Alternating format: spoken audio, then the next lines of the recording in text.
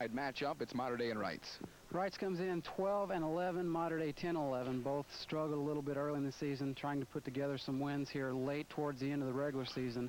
Both gearing up for that big sectional coming up the end of this month. If there are two teams who could pose a postseason threat, one of these teams could be the upset.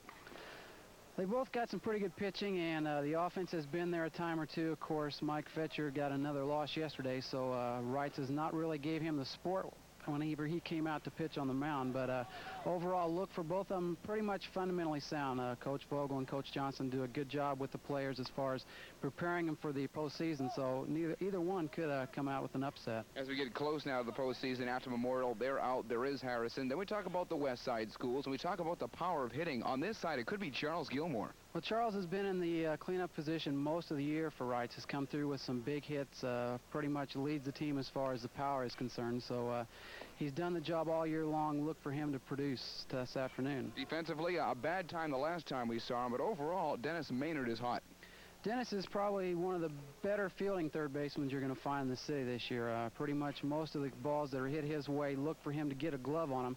Has got pretty good range down there at third base, so most of the time comes up with the big plays for Reitz. It's Mater Dei and Reitz here on TV 52.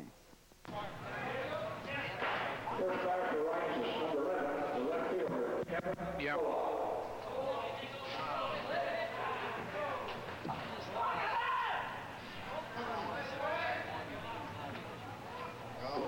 Just underway here at Bosse Field alongside Doug Emig. I'm Darren Smith. 88 degrees at game time, Doug Emig. Welcome to the sweltering portion of May. And it will get even worse than this as the summer months come in.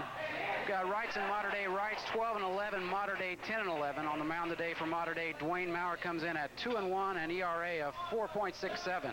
It's a leadoff single for the left fielder, Kevin Bullock. A nice job in the start-off position. That's why he belongs here. We talk about Gilmore batting fourth. Kind of a mainstay, Bullock and Gilmore. Actually, Hart and Hayes also sandwiched in between. And Kevin getting a start in left field today, something unusual. Usually is doing the catching behind the plate most of the time for Coach Johnson and these Panthers. On the outside, trying to steal a first base, so plenty of action here on the outside, and a stolen base for Kevin Bullock, but not a bad throw from the catcher, Corey Sills. And on the high school level, majority of the times when you see a stolen base, you can accredit that to the lack of support from the pitcher out there. He's just not holding the runner on close enough. Sometimes is slow with his delivery towards the plate, so Kevin got a good jump on that ball, and no really chance for Corey Sills at all to get him. The DH, Scott Hart, DHing for the pitcher, Getty. Defensively for Mater Dei, Sean Sanwell at first, Mike Fisher at second, Craig Miller the shortstop, and Aaron Shapker at third. Again, it's Sills behind the plate, Maurer on the hill, Brian Shapker, Todd Niemeyer, Eric Foles, left, center, and right field. As we said at the top of the telecast, this is pretty much a battle of the West Side. Both teams have struggled a little bit coming in here today, but both gearing up towards sectional play coming up the end of the month here. 2-1 the count here to Hart. Already in scoring position is Bullock. This one lifted high. This could be trouble. Back Mike Fisher, and there is one away. That'll bring up the catcher, Todd Hayes, who has moved in from left field. Really, Hayes and Bullock have just switched positions. The majority of the games we have had here on TV, it's been exactly the opposite. Bullock behind the plate, Hayes out in left field. Todd comes in at 275. Overall, has picked up 19 hits and 69 at-bats. And he is built like an athlete should be. Up the middle, he'll get burned this time. Maurer to Sanwell, 2 away. And both teams have pretty much played the same type of ball all season long as far as getting some wins and then falling behind a little bit and not really getting a lot of offensive support. Yesterday was a fine example. Reitz got beat by Harrison. It was a pitching matchup, second to none, just about. Forsheaf for Harrison and Mike Fetcher for Reitz, a 1-0 game. We've had a couple of good ones here on TV 52 also. That one slipped by us. And Charles Gilmore, as we talked about also at the top of the telecast, the power perhaps in this Panther lineup, more so than some of the others, and he has some competition, as mentioned, Hayes and Bullock. Coming in, he's at 368. Overall leads the team with 19 RBIs. Has picked up 21 hits and 57 at-bats. Also 7 doubles, so he leads the team in that category. Little breeze towards left field on this particular afternoon. After the leadoff single by Bullock, the next two go down, Hart and Hayes. And now a 2-1 count here to Gilmore. Hammonds, Angle, Meredith, Lamb, and Maynard round out the Reitz Panther 9. And the umpires for this first game here behind the plate, Paul Martin, and working the bases this afternoon, Dan Riddle.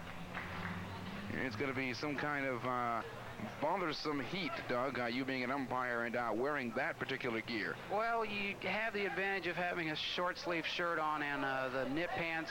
The gray makes it a lot cooler than the way it used to be when we used to wear the black or the navy blue pants.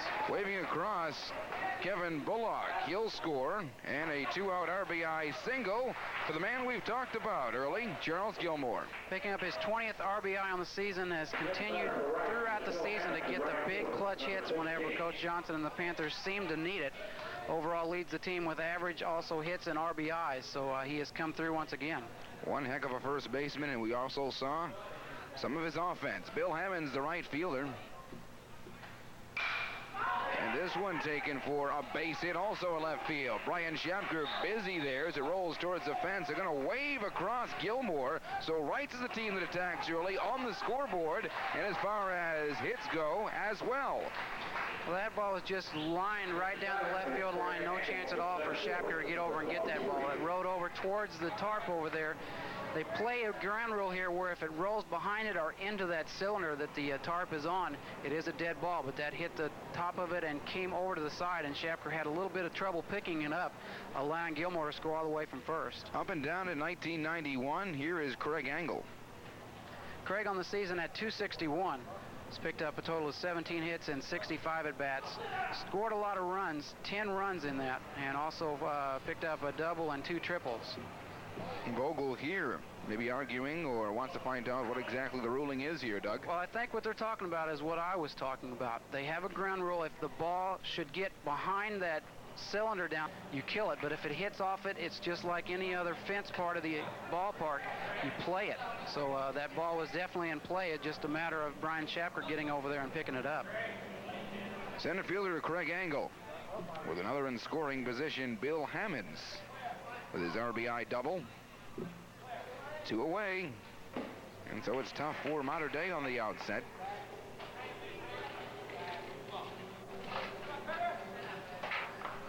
Dwayne is probably the second as far as aces of this staff so far this year. Niemeyer has appeared in majority of the games so far. So Dwayne a close second. 2-1 overall. ERA usually right around where a high school pitcher is going to be, around that 3 or 4.5 mark. You're going to give up a lot of runs just due to the fact you have trouble sometimes with your location. Todd Niemeyer, the center fielder, says goodbye to this one. 1/2 inning in the book, and Wright strikes first. Also on the scoreboard, they lead it by a score of 2-0. 3 hits in that first half of the inning for the Panthers. Mater Dei comes to bat as you're watching the 1991 SIAC High School Baseball on TV 52. Mr. Getty, as far as the pitching goes for the Panthers, has really been used majorly as a relief pitcher most of the time. Comes in with a record of 3-0 and ERA of 2.05, so he is second to Fetcher as far as ERA on the team.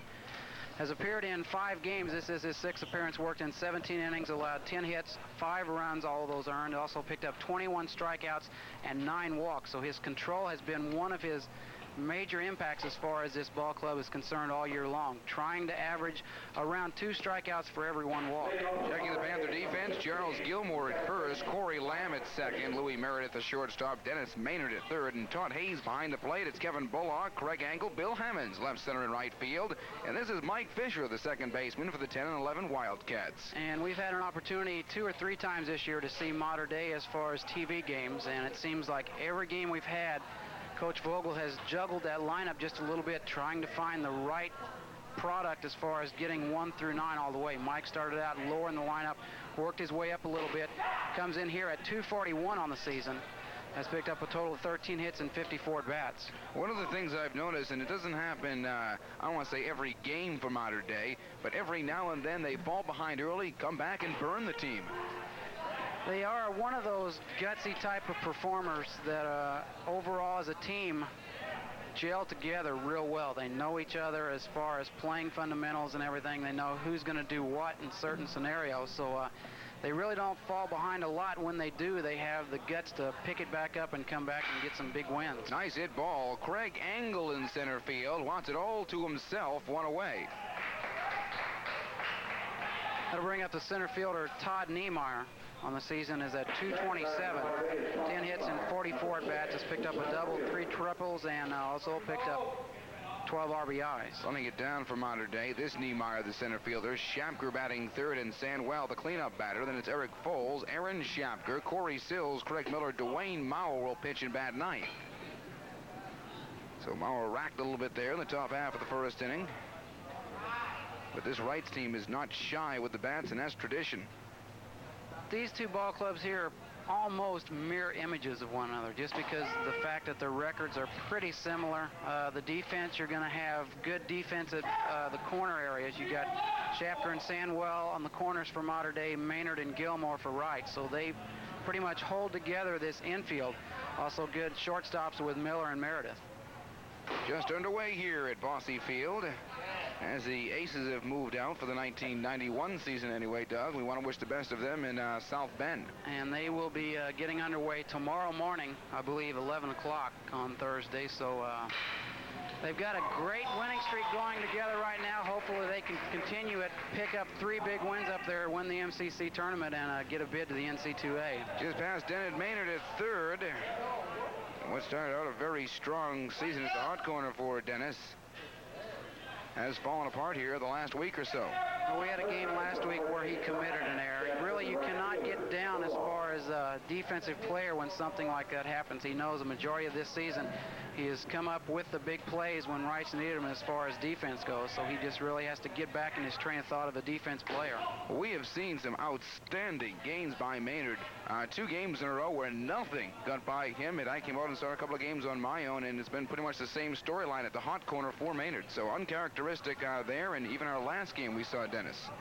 This is the left fielder Brian Shapker. Has not really seen a lot of at-bats this year. Majority of the time he has been on the mound. Coach Vogel has elected the DH in his place. On the season at 333, as I mentioned, 8 hits and only 24 at-bats. Has picked up a pair of doubles and also a couple RBIs. Out by a couple. Error or hit on that last one, Doug? I gave him an error. We're in agreement. Wow. What about the official score? They were asking. Well, I'm sure that everyone that's watched our television broadcast this year know that we have been known a time or two to make some questionable scoring as far as the official score, and it's really what I live for, that controversy. They've come to expect it from me. First and second here for the Wildcats. Brings up Sean Sandwell. He's your cleat up and not bad. Sean, the first baseman, comes in at 255. On the season, 13 hits and 51 at-bats. Has picked up 3 doubles and also 6 RBIs. Bulls on deck, but Mater Dei can tie it up in a hurry with 1 away here in the bottom half of the first. Reitz answering the call with the bats earlier, 2-0 in the early going. And there we saw Sean square around as if to sacrifice. Typical fashion of Mater Dei baseball. Coach Vogel, whenever he has runners out there at first and second base, look for him to try to sacrifice the runners over second and third. You're going to give up an out, but you also will have 2 runners in scoring position.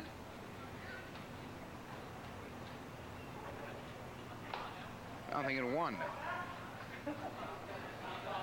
And let's just hope this breeze keeps blowing and make it a little bit more bearable out here this afternoon. It's a nice breeze, but again, 88 degrees at game time. I think it's something uncharacteristic of the second week in May. Not really typically May weather out here. You expect this kind of weather towards the middle part of June and into July, although it will get a little bit warmer. And, of course, the humidity around here, the big factor in the summer. Just a swell place to spend an afternoon sometimes. I mean, for Boston, us Bostonians, this is August weather. Well, you people from the east are cold anyway, right? This is the right fielder, Eric Foles, comes in at 288 on the season, 15 hits and 52 at-bats. Has picked up 2 doubles, a triple, a couple stolen bases, and is second on this team in RBIs with 11. 2 big outs, so an important at-bat here early with the Wildcats trailing by a score of 2-0. I think these last 2 weeks, Doug, back me up on this, are perhaps the most important. You have got to come out of this regular season strong because anything can happen in that postseason tournament, which begins the day after Memorial Day. Well, you can kind of look at the postseason for these high schools pretty much like the NCAA, the Aces, are going through right now. They are coming together at the right time of the year. They struggled a little bit early, a lot of road losses early in the season, but have put together an outstanding winning streak. So as a team, you want to come together as a one unit towards the end of the season, pretty much have all your mistakes hopefully behind you. You've worked into a starting lineup where 1 through 9, you're pretty much fundamentally sound defensively as well as offensively. And really, the regular season is kind of a test gearing up for the postseason play. Nothing in 2 here. Fisher went on an F8, then an error and a walk.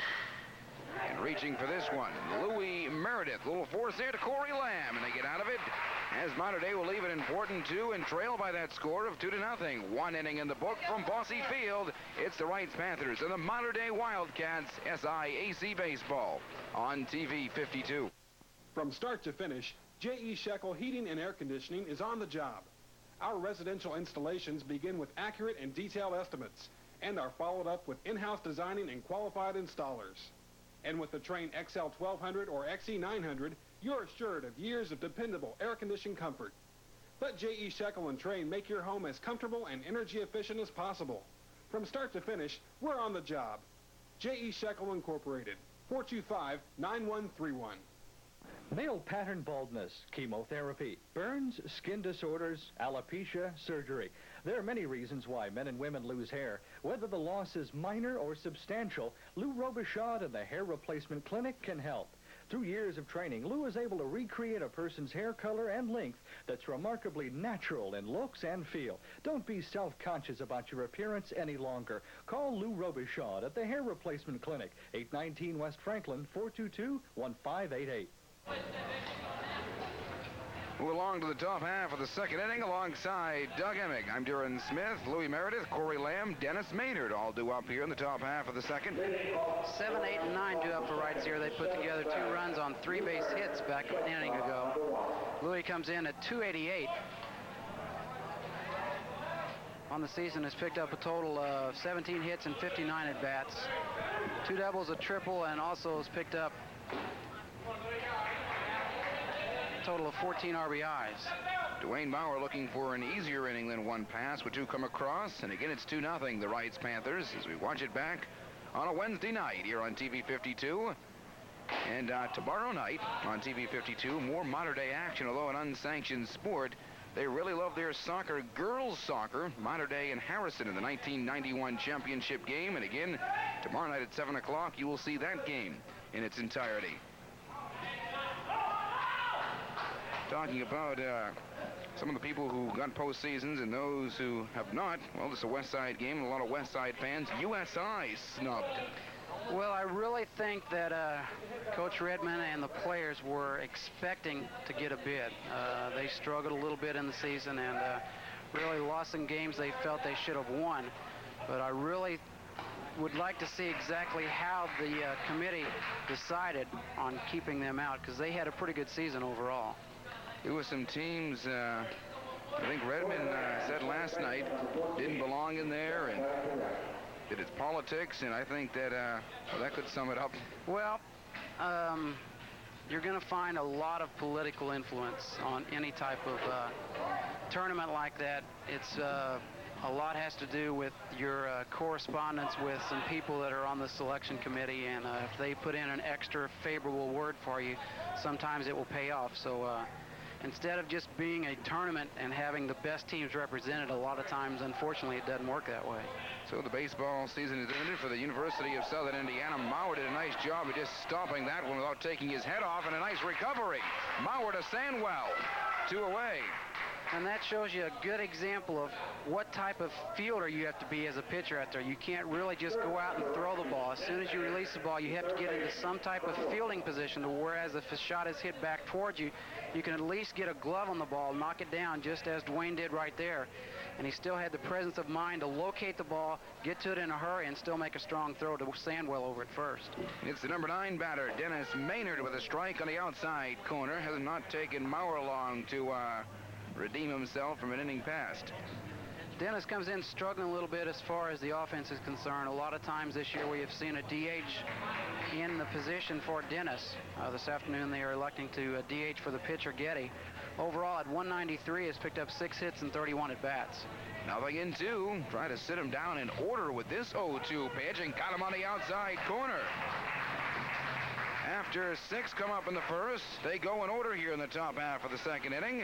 And Reitz puts nothing across, obviously, and still holds on to a 2-0 lead with Mater Dei once again coming to bat from Bosse Field. You're watching the 1991 SIAC on TV 52. The tale of 2 top parts of the inning, that time rather easy for Dwayne Maurer. And if you're Mater Dei, anytime you can get out 1, 2, 3, get back into the offensive swing of things, it's going to help you as far as the defense is concerned. Also give your defensive guys a little bit of a rest. You can get a 1, 2, 3 like that, get in out of the sun into where it is a little bit cooler in the dugout area.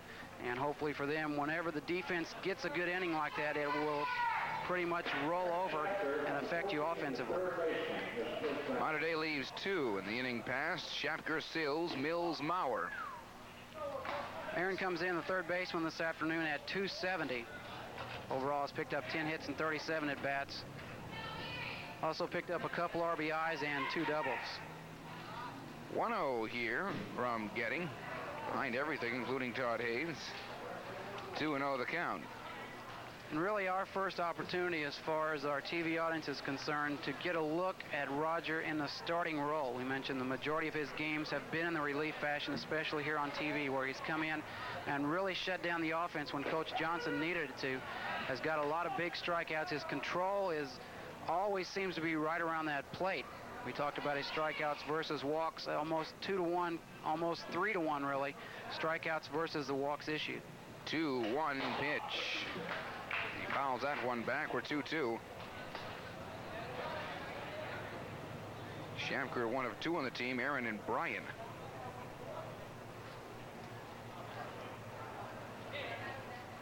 Periodic ball checks here, Doug, by the umpire. Well, that was a foul ball, and it hit right off the brick wall behind home plate and ricocheted back out to the mound. So anytime it does hit something like that where it could cause a scrape on it or a cut or something, it's always good for the umpire to check it just so the pitcher does not have any extra advantage. Second strikeout for Roger Getty. He got Sandwell earlier. And it brings up the hard-hitting Corey Sills. Corey has been the catcher most of the season so far for Mater Dei this year. Comes in with an average of 273, 12 hits and 44 at-bats. Has also picked up 12 RBIs on the season. He leads, or is tied for the team lead with Todd Niemeyer in that department. Says something for his hitting. Around the 270s and 12 in. Craig Miller on deck. Mater Dei tries to even things up here early, bottom half of the second inning. And again, the Reitz Panthers lead by a score of 2-0. And again, Getty going for those corners. And we've seen some pitchers, even on the NCAA level, just like to hang around the middle. Well, as far as the pitching is concerned, usually you want to come out early in the count and try to get a strike ahead of the batter, so you can come in with some type of breaking pitch that might be away from the plate or come in a little bit to where you jam the batter. Work that fastball early in the count so you can bring in your junk, try to get him off balance. Trying for the outside corner.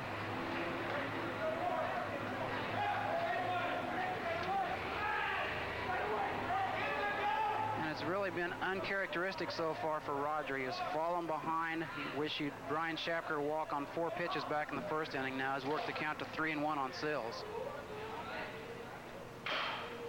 Easy one up the middle. Little bobble, Getty to Gilmore. 2 away. Made an interesting play out of an easy ball there. Craig Miller, the shortstop, at 188. Another one that has not seen a lot of at-bats this year. Only 16 plate appearances, has picked up a total of 3 hits, also 2 RBIs. So when he has been in there, he has come with the big base hits. See if all 6 can go down here in the second. 1, 2, 3 in the top half. And again, there's the corners. Does a good job as far as working in and working out. You're not really going to find a perfect pitch right down the plate unless he should fall behind the count like 2-0 or 3-0, where he has to come in with a strike. Not bad at all from Roger. And he's 1 strike away from seeing his own 1-2-3 inning. And I think that was a changeup right there, where you're looking for a fastball as a hitter. A pitcher, you're going to come in with a changeup. Really, it's not going to be affected in your motion at all. It's going to basically look like he's coming in with a fastball, and he's going to cut it just before he lets go. Upstairs, keep it in the infield. Corey Lamb, 6 up, 6 down in this second. And the lead belongs to the Reitz Panthers, up by a score of 2-0 as you're watching the SIAC High School Baseball. With Doug Emig, I'm Darren Smith, top half of the 3rd inning. Mr. Emig. Pretty quick second inning there. Both went down 1-2-3. It's good for both defenses, especially on a hot, humid day like this. Get out there, get your outs in a hurry, get back in the dugout where you can get into the shade and cool off a little bit. Due up for Reitz here in the top half of the 3rd. 1-2-3, Bullock, Hart, and Hayes. Kevin reached on a single, picked up a stolen base, and scored the first of 2 Reitz's runs back in the 1st inning. Came in with an average of .338. It's one of those sticky days in May where things just stick to you. Well, fortunately for us, we're up in the press box, and we've got a little bit of breeze blowing through the open windows here. It's not quite as hot as it would be down there on the field. Kevin Bullock, an early 2 for 2 to left field, and Brian Schapker. And again, today in left field, the hard-hitting Bullock continues to shine in a Panther uniform. Has really done a good job all season long as far as his offense is concerned for Coach Johnston, and has done an exceptional job behind the plate. We had a game last week where he got to show off his arm a little bit. Not afraid to throw behind the runners when he had a runner on first base, getting off the lead a little bit too far. Shows a good, strong arm behind the plate. Today we see him out in left field. Scott Hurd also spent some time on the mound, Doug. Today he's the DH. Comes in at 264. He popped out to the second baseman, Mike Fisher, back in the 1st inning. Usually when he's in the lineup, you're going to see his bat, regardless of if he's on the mound or if he's just playing the DH role. As starters are concerned, all season long behind Fetcher. Trying to turn a double play, just 1 for now. 1 away. And a good job there by Maurer, electing to go to second base. The ball is bunted back towards the pitcher. You want to try to avoid that if possible. Sacrifice situation, you want to try to get the ball down the 1st or 3rd base line. Do not want to get it back to the pitcher where he's got an easy play, and that was quick enough to where he had no idea really of going to first base. His main concern was cutting down that lead runner at second. One of 10 seniors on this team has his heart at first now, Todd Hayes. Todd doing the catching this afternoon, comes in at 275, 0 for 1 today, grounded out and Maurer to Sandwell back in the 1st inning. Another one that is going to provide a lot of senior leadership for this Reitz club. They've been in here a couple of years, seen a lot of varsity play, especially their junior year and also this year as the seniors. So look for him as well as the other seniors to act as leaders as far as this overall team and try to pump up the underclassmen a little bit, gearing up for the sectional. First 4 in this lineup, all seniors. Bill Hammonds on deck is a junior. A little slow roller. Only option this time is at first base, and Sean Sandwell 2 away. And the hit and run was on there, so really Maurer had no choice but to go to first base. Todd was kind of fooled on that pitch. You could tell by the way it was hit, almost off the end of the bat like a pool cue shot. Got out there rather slowly, but Maurer once again fielding his position, doing a good job making the play at first. Charles Gilmore, the other to score with Bullock back in that 1st, also picked up the RBI. The most dangerous back in the 1st and has another in scoring position here, but 2 away in the top half of the 3rd inning. And for Coach Johnson, anytime you can get your 2 and 3 runners ahead of Charles on base, an opportunity for him to drive in the big runs. He's come through most of the time all season for Reitz as far as RBIs. Picked up his 20th back in the 1st. 2-0 here to Gilmore. You don't want to give Gilmore too much, and I'm sure, as these teams have seen each other before, Maurer's aware of what Gilmore has in the bat. This one just high upstairs.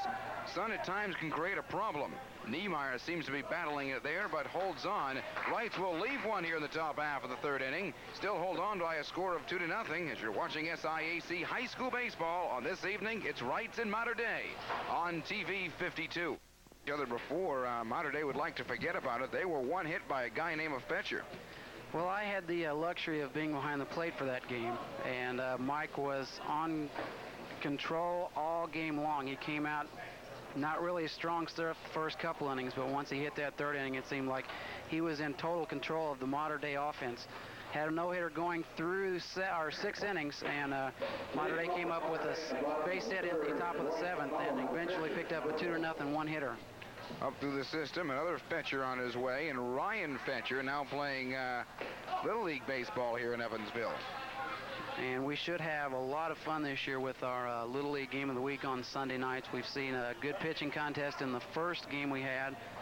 Then the rains hit for our second one, so hopefully once we get out of this dreary month of May towards the later half, we'll get rid of some of this rain. Expect some hotter temperatures and a lot of humidity, but a lot of good baseball on TV 52. First plate appearance here for Dwayne Maurer, the pitcher. Bottom half of the third inning, and Mater Dei has some work to do. They're trailing by a score of 2-0. And again, playing with those corners. I watched Getty do this earlier in the season. Dwayne comes in at 244. He's picked up a total of 10 hits and 41 at-bats. Also has a triple and picked up 8 RBIs. The 2-1 pitch. Again is high and upstairs. Both Hayes and Maynard. And Maynard wants this one. One away. And not really a factor as far as the sun is concerned whenever you get a pop fly like that in the infield area. When it comes into play is when it's in the outfield. We've seen it a lot of times this year. Most of these players are used to playing here at Bosley Field. They play a lot of their varsity games here, especially during the city teams when they gear up for one another.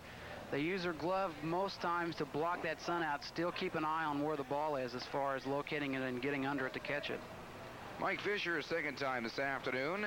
Flying out to Angle to begin things with the Mater Dei Wildcats back in the first. And your 1-0 again on the outside. And as mentioned, Getty likes the corners. We have got so many good pitchers in the SIAC. You go to Wiggins, Forshee, Wagner. We'll see him on Friday night here on TV 52. And we've got our work cut out for us when we try to compile our all SIAC team. With so many dominating pitchers, you've got your offensive leaders. Of course, Hank Wheeler from North probably leading the hitting as so far as the city is concerned. Hopefully we can come up with a good 9 and not really make too many people mad. We've talked about during our Aces games, they want Wheeler perhaps at first base, Doug, for the Aces next year, and we'll see him at that position a lot during Legion Ball, which we'll also see here on TV 52 this summer. And that will be pretty much his education as far as this summer, just learning how to play the game over there as far as defense is concerned in the infield. Most of the time he's going to be behind the plate.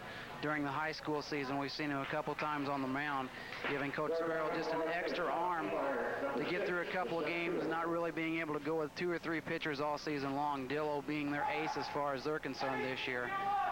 But Hank is one of the guys that really, as sports go, he can really play any type of position. It's just going to be a matter of time before he learns how to play it.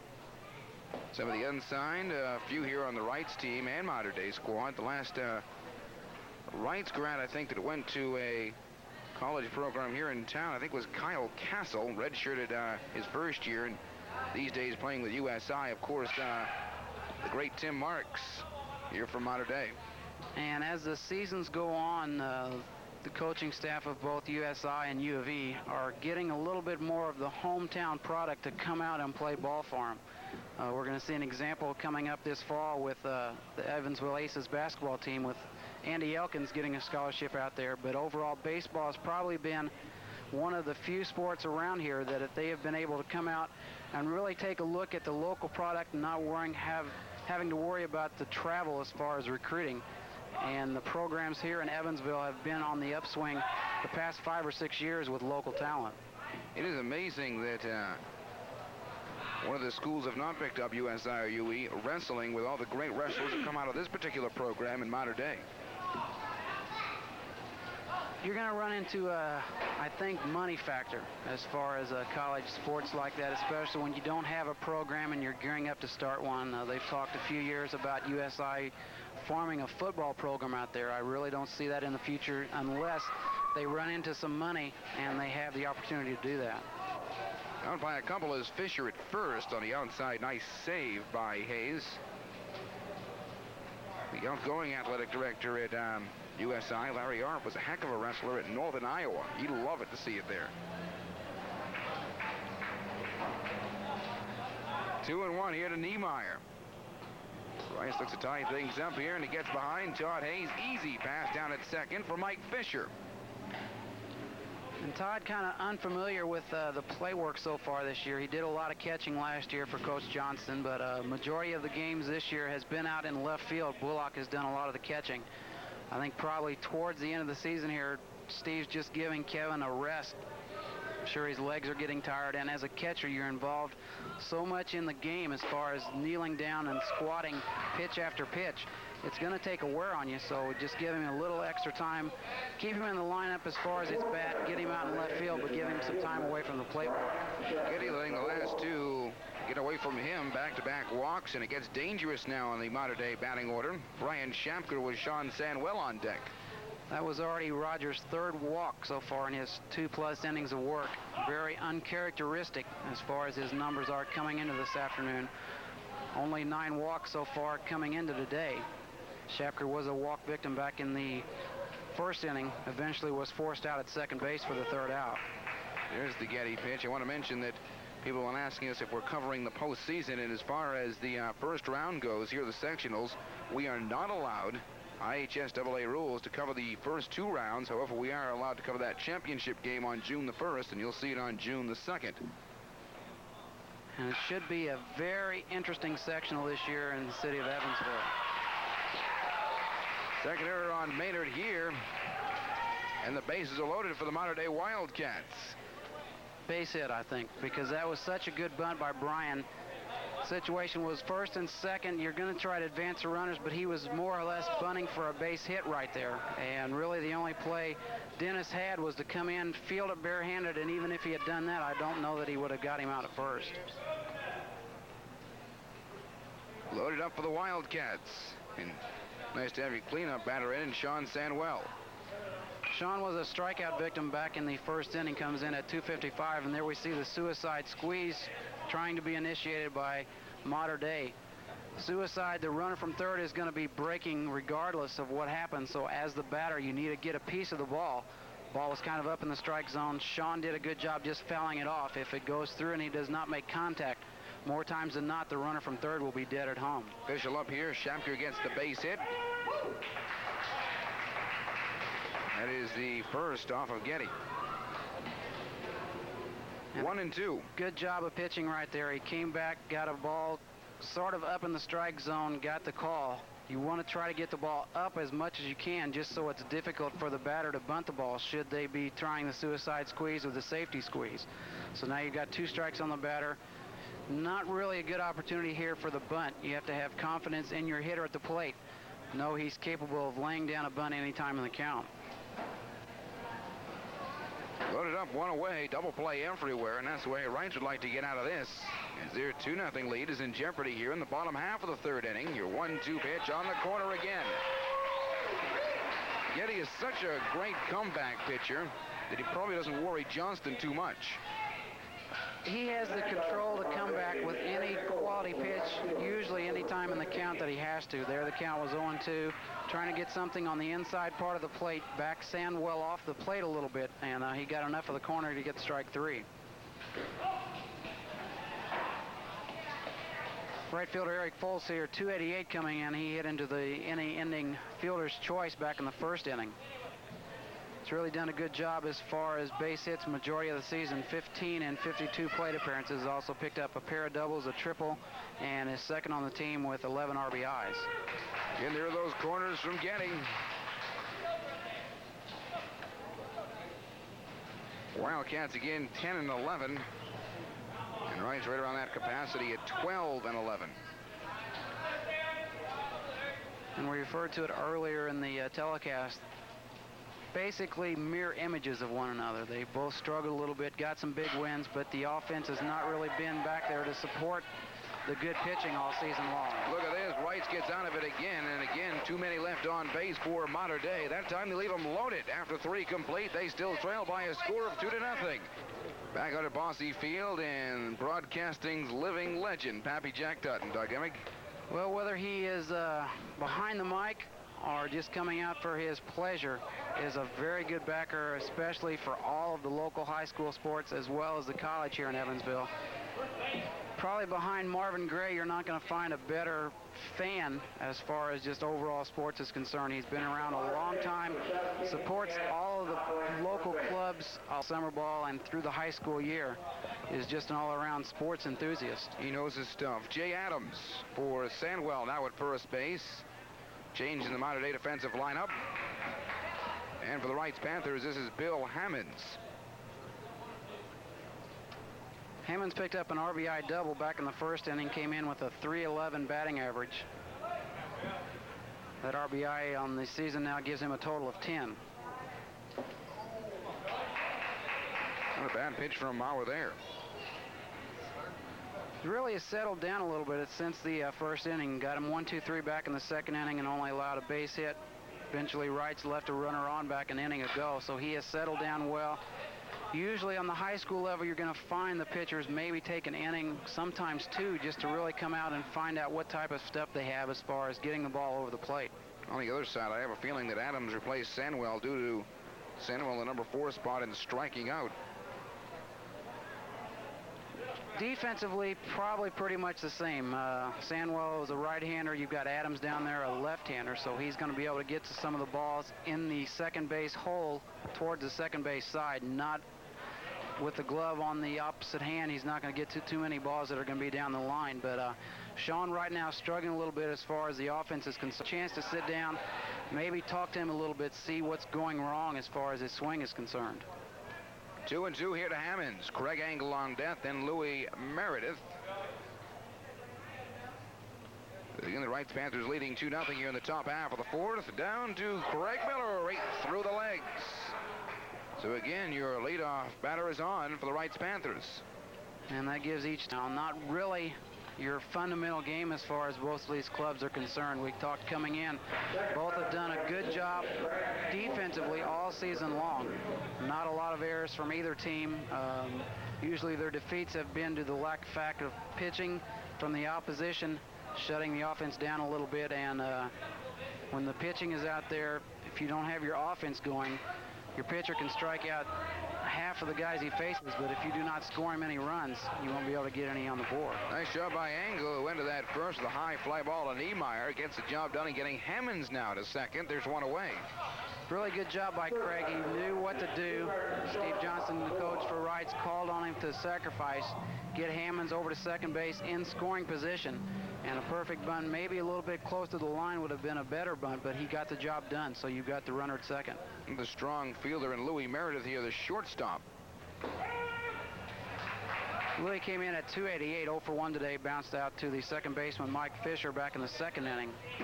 Really acts almost like a second leadoff hitter for Coach Johnson. He's in the 7 hole today, but does a good job as far as getting on base, knows the strike zone rather well, and is going to pick up some big quality hits.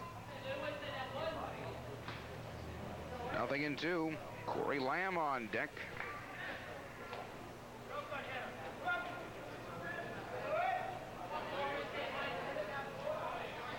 Wright's trying to go a couple over 500. Right now they are 12-11. Mentioned the importance of coming out of the regular season as you enter, well, the sectionals, which begin the day after Memorial Day. If you're going to come together as a team, it's better to do it at the end of the season versus the beginning of the season. You want to pick up as many wins, obviously, as you can through the regular season, but if you're going to have to pick a point when you're going to come together as one unit, everybody playing basically the same defense, also the offense coming together, it's going to be towards the end of the season, really acting as the regular season, sort of as a warm-up for postseason play. Aaron Schapker, now Jay Adams at first. And a nice grab of a third base for Bill Hammonds. Speaking of finishing strong, the Evansville Aces winning their last 11. Wow, 11. They've won 18 of their last 20, I believe. So they are coming together as a team right at the time you want to. And hopefully with the first round bye, by them winning the MCC regular season, it's going to help their pitching staff a little bit. Should they win the first game and go undefeated, they have to play a total of 3 games to where everybody else will play 1 more. That's just the advantage of being the season champion. We will take a special look at the Aces following this game. A 1-hour special on the press box, talking to the seniors, the graduating class of the 1991 edition of the Evansville Baseball Aces. And that is following this game, coming up tonight at 9. And they will be sorely missed next year. You can bet your bottom dollar on that. Well, we mentioned one here in the Mater Dei program, and Marks. Well, you've got Tim Marks, you've got Kevin Curzon, you've got Art George. Those are the really main three as far as starting lineups goes. Also Brad Smith, really the defensive leader of the Aces all season long. And then you've got a handful of relief pitchers, Bart Emick, Greg Spalding. Really all have contributed all 4 years that they've been out there at Evansville. Right here, it's Hammonds 90 feet away, but there's 2 strikes to the batter, to Corey Lamb. And looking for strikeout number 2 is Maurer, a bit high. 2-2. So far today, Dwayne has not really let the runners that have been on base bother him as far as his concentration with the mound and also coming into the batter at the plate. Location has been there majority of the time. Isn't a nice base hit into right field. Eric Foles coming on stronger. Hammond scores from third, and the Panthers up by a score of 3-0. And kind of unexpected offensive output from the bottom of the lineup there. Corey Lamb came in at 250. Was 0 for 1 today, but picked up an RBI.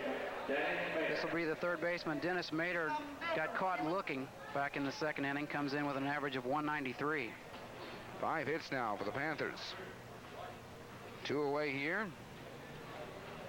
Bullock hoping to get a shot. Corey Lamb on first. Nice rip. That's just foul here on the third base side.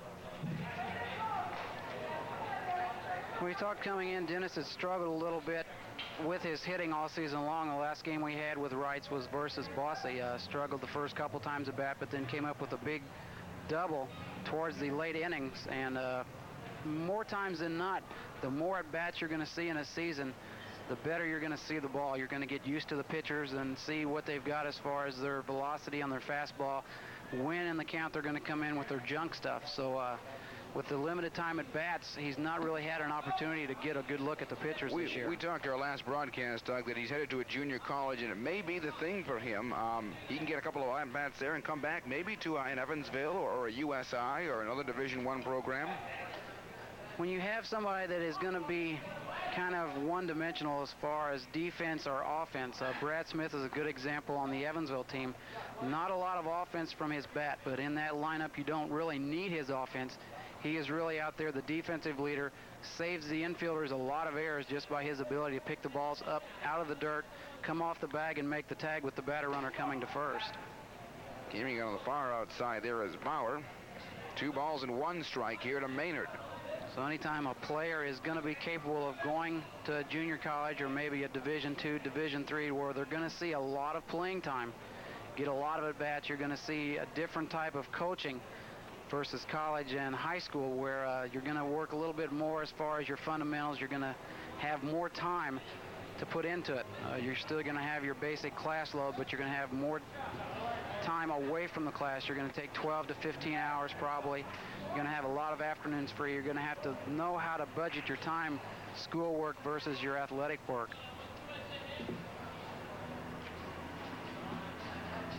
Two 2-1 pitch on the inside, and as mentioned, 10 seniors on this team, and they're about to enter chapter 2 of their life in college, many of them going there.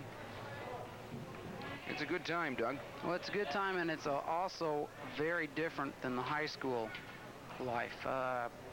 Really, in high school, you go to school in the morning and you're pretty much there through the afternoon. Athletics comes into play after school is over. At the college level, you're going to have a class or two maybe in the morning, maybe one in the afternoon, sometimes a night class. So you're really going to have a lot of spare time that you're not used to. You have to really learn how to budget your time as far as devoting so much time to your schoolwork, still allow time for your athletics. Also, you're going to have a little time just to kill and have a social life, too. You can't really be a sport and a student without having some free time just to cut up and go have a pizza or something. It really is a good time. We're all a little nervous going into the atmosphere, but I'd like to go back and do it all again myself, Doug. Well, if I had the chance to do it again, there would be some things that I did that I wouldn't do and some things I didn't do that I would do. Facts of life. 3 1/2 here in the book as Maynard goes down a second time on a K. Wright still has the lead. Matter of fact, you can add one more. It's 3-0. We're back out to Bosse Field after this timeout. Side Doug Emig. I'm Darren Smith. Moving now to the bottom half of the 4th inning, and one more for the Reitz Panthers. They lead by a score of 3-0. Due up for Mater Dei 6, 7, and 8 here in the bottom half of the 4th. Shapker, Sills, Miller. Aaron Shapker, the third baseman, came in at 270. 0 for 1 today, a strikeout victim back in the second. So the Reitz defense answered the call, but these Mater Dei bats are also very vicious. Talk about not getting the job done. They've left more than a couple already. Well, through the first 3 innings, they've left a total of 5 runners, 2 back in the first and 3 an inning ago in the third. But we referred to them earlier as a good comeback team. They seem to have the capability of, when they're down, gearing it up as a team, getting the base hits right at the right time. So you really cannot count this ball club out really until the 7th inning. 2-0 here to Aaron Shapker.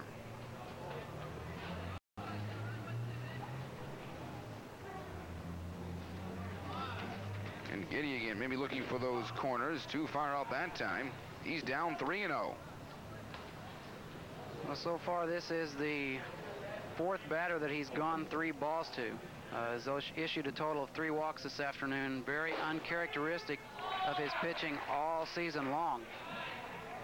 Really not a lot of starts as far as his overall performance this year. Majority of his games have come in the relief fashion. This is his 3rd start of the season, so kind of not really sure how to start a game. He's used to coming in out of the bullpen to where he's got a situation with run time, has to get his pitches over in a hurry. Right now, a luxury of maybe not so much worried about the strike zone as he would when the relief roll. 3-2, trying to come back, keep it 3-2.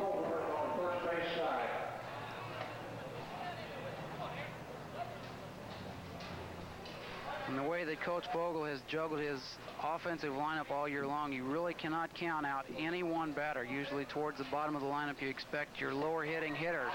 But the way he's structured this now, anybody is capable of breaking out. 4th walk given up here by Getty. 2 back-to-back in the 3rd.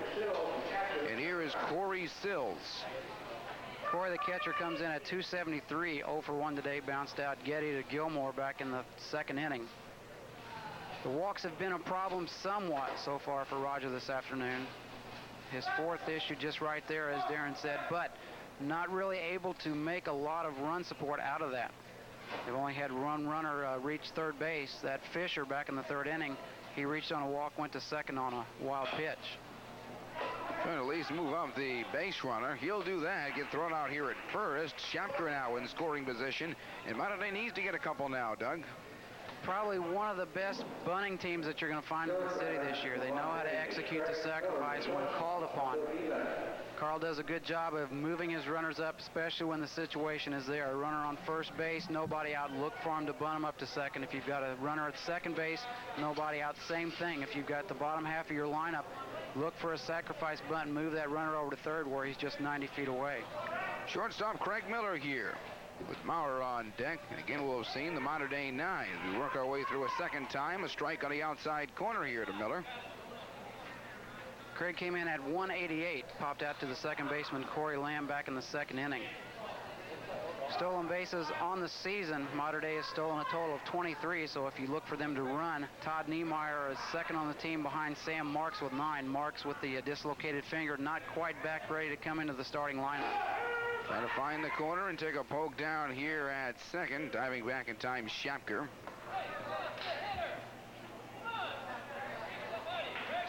Nothing in 2 here to Miller. As a runner at second base, you have to be aware of the catcher behind the plate. When you get your lead off, you want to get a good lead. With 1 out, you want to be moving with the pitch. To whereas if there is a base hit, you have the opportunity to score. But you really cannot afford to get off too far. Most of the catchers here in the city this year have the good, strong throwing arms. And anytime they see a runner vary off the base a little bit farther than they think they should, look for him to throw behind him. And a lot of times we've seen the pickoffs. Still nothing in 2 to Miller. And got him on the outside corner. Strikeout number 4. They bring up the ninth hitter, the pitcher, Dwayne Maurer. 244 on the season for Mater Dei. Is 0 for 1 today. He fouled out to third baseman Dennis Maynard to start off the third inning. Well, by a couple, again, Mater Dei would like to get that runner in scoring position in. It's Aaron Shamker, helped over by Corey Sills. 2 away here in the bottom of the fourth. And we also talked about that Mater Dei softball team. They lost a couple in the past week, but still a threat to win the first season of fast pitch softball here in the city. Well, up until their game last week that we had with Central, they were probably the best team that we had seen all year long. They struggled a little bit, got beat by Harrison previous to the Central game, so they were down on a losing streak, so to speak. I'm sure the enthusiasm was a little bit lower than it had been all year long, but Central came out and played an excellent ball game, a great pitching job, shut them down. Really the first shutout that we had a chance to see as far as the fast pitch softball was concerned this year. 90 feet away with a pass, stolen base. A nice one by Schapper, close down there at third. But again, 2 away. And we saw a situation right there where Maurer had called time. Getty had already gone to a stretch position. It really almost started his windup. Time had been called before he started. As a pitcher, you want to come through with that pitch. Go ahead and throw it, even if it's not going to count. When you see injuries to pitchers, especially in the high school level, you're going to see them where they're in the set position, they look away, somebody calls time, and then they look to throw. If they stop, they're in the motion to throw, they're going to pop something maybe in the shoulder. So as a pitcher, you want to go ahead and throw that ball. Bill Hammonds, and say goodbye to 4 complete out here at Bosse Field. The lead belongs to Reitz, as again Mater Dei strands another key runner 90 feet away at third. They left Aaron Schapker. 4 complete, 3-0 the Panthers, and back out to Bosse Field after this timeout. And Reitz holding on by a score of 3-0. And again, Mater Dei getting those runners in position, Doug, unable to bring them across as the storyline so far on this particular evening. So far, they've left a total of 6 runners on base. 3 back in that big third inning when Roger had a little bit of control problem, issued 2 walks, but came through with a big strikeout and got a fielder's choice to get out of that inning. Really good chance here for Reitz to pick up a couple more runs. They've got the top of the lineup here in the top half of the 5th. Bullock, Hart, and Hayes. Kevin Bullock 2 for 2 today. Reached on a base hit and scored back in the first inning. Mentioned Hart on deck has also done some pitching, talking to Okie Pryor before the game. Don't count out this Reitz team right away. Their pitching is a lot stronger than people think, starting with Fetcher. We talked about also Getty having a good afternoon, and Hart not too shabby either. One of the few teams in the city that has the luxury of having 3, maybe 4 pitchers sometimes. Fetcher has pretty much been the ace of the staff all season long, just not really getting a lot of run support. Comes in here today with the record of 2-5, and his ERA is below 2.5. Had a good pitching performance yesterday versus Harrison. I believe he gave up a total of 4 base hits, but still got beat 1-0. Usually when you're the ace of the staff like that, you're going to face the opposing ace. And that was the case yesterday when Fetcher went up against Harrison. Kevin Bullock, third base hit for him, all leading off. First, third, and here in the 5th now. He scored back in that first and got forced out back in the 3rd. 3 for 3 for Bullock. That'll bring up the DH Scotty Hart, 0 for 2 today. Popped out to the second baseman Mike Fisher back in the first inning, and then reached on a fielder's choice back in the 3rd inning. Bullock out by a nice 5, stems back. It's going to be interesting to see the draw this year in the sectional. I really have a feeling that the draw will determine exactly who will come out as the sectional champion here in Evansville. There's not really a favorite this year. You really have to look probably to Harrison as far as having the strength overall. But not one team really sticks out. Of course, Memorial ineligible this year. Should they be in it, of course, they would be the favorite to come out of the Evansville sectional. But it's really wide open. It's really going to determine who has a certain pitching staff to go through the games, and the draw will be a vital key as far as preparation coming up.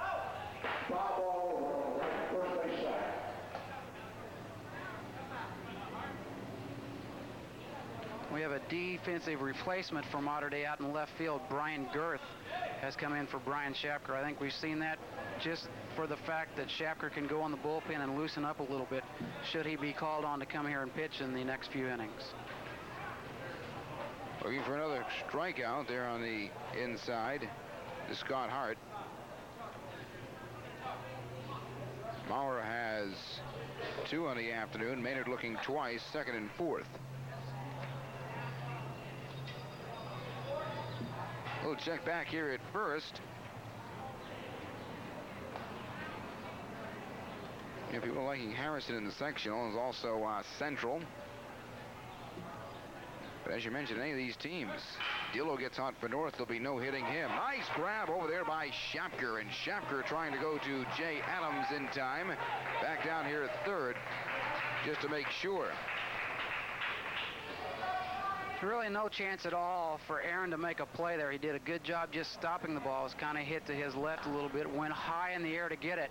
But the speed of Hart enabled him to beat that out for an infield hit. Good base running by Bullock. He moved to 3rd on the play. So nobody out here, 1st and 3rd. And again, here are your hard hitters, Hayes and Gilmore. Todd comes in at 275 on the season. 0 for 2 today. Has bounced out to Maurer, the pitcher, both times back in the 1st inning and also the 3rd inning.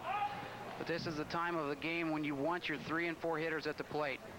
Job for the first 2 guys really is to get on base. Bullock and Hart have both done that this inning. You've got Hayes, Gilmore, and Hammonds due up here following them. Well, conference here has to do with Maurer, maybe some of the defense. But those Reitz bats have talked about it dangerous. They've got a 1st and 3rd situation here, nobody out. 2 things really for Coach Vogel to talk about out there is what they're going to do should Hart decide to break from second base. Are we going to throw through, try to get him out? Bullock is a good enough runner at 3rd base to know when to break for home. Waits until the catcher releases the ball, looks at the infield, sees what they're going to do, and then he's going to decide whether he's going to try to score. You're also killing a little time. Shapker has moved down to the bullpen now, warming up should he be called in. For now, it's Maurer against Hayes.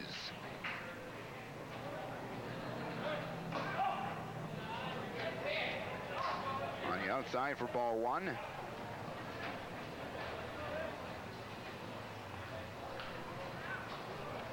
Little breeze now shifting towards right field. 4:15 straight away, 3:15 down the lines, and 3:75 down the power alleys. Reminder of the dimensions of Bosse Field. Nice high hopper and a nice grab by Miller. Craig did a good job fielding the ball and getting rid of it in a hurry. Another high bounding ball in the infield. As an infielder, you know you have to catch it and get it away in a hurry. Not a lot of speed from Todd Hayes there, the catcher, but he got down the line quick enough. Miller had to field it in a hurry, not really hesitate to look at any of the runners. His only play was at first, and made a good, strong throw. Here again, Charles Gilmore, long shot to Todd Niemeyer to end the 3rd, and this one taken for a base hit. Give him another RBI or 2, waving across 2. Here at the plate, not in time. 2 RBI single for Charles Gilmore. Gilmore now 3 RBIs on the day. 2 for 3. He picked up an RBI single in the same almost exact place out in the left field back in the 1st inning. Now picks up 2 more. Puts a little bit more cushion as far as Reitz is concerned. Now has a total of 5 runs. And Shapker is warming up a little bit quicker down there in the bullpen now. Should another reach here. Hammonds, 1 for 2 today. Look for Coach Vogel to go to the bullpen. 1 big out for the Wildcats. And the runs continue to come across here for the Reitz Panthers. Now 5-0. And those 2 more RBIs on the season now gives Charles a total of 22. And his average will move up a little bit higher. Came into the game at 368. Now Niemeyer has been very busy in the outfield, and he held on. Nice grab there from Niemeyer. Great defensive play. Todd got a great jump on the ball. There was really, I thought, no chance for anybody. If anybody was going to catch it, it was going to be Niemeyer. He was coming in. He got a great jump on the ball and used his speed to get to the ball. A great defensive catch out there in center field. Gilmore had a nice one back in the 3rd to him. He had to back up some. Craig Angle, a nice shot to end the 1st. That Second to none. Hammonds flying out to center field, and here's Craig Angle. Again to the outfield, may find the mark this time. Between left and center, roll it back to the wall. And Charles Gilmore on his way in. It is now 6-0, the Reitz Panthers. And no chance for either Girth, the late replacement in left field, or Niemeyer to get to that ball. It was just hit so hard off the bat of Angle. 2 outs, you're going to have the runner from second breaking, or the runner from first breaking with the pitch, so he scored easily. Mater Dei did a good job of getting the ball tracked as far as getting it back into the infield, holding Craig only to a double. 9 hits now for the Reitz Panthers. 6-0. And took a shot down here at third. Another stolen base. Give this one to Angle, now 90 feet away. I am a little surprised at the gap in scoring this point. Well, we kind of expected both teams kind of to play the similar type of baseball. Right now, the pitching of Getty for Reitz is just shutting down the offense. Has struggled a little bit with his location, issued a few walks, but Mater Dei has not been able to cash in. Bats of Reitz just continue to produce the base hits.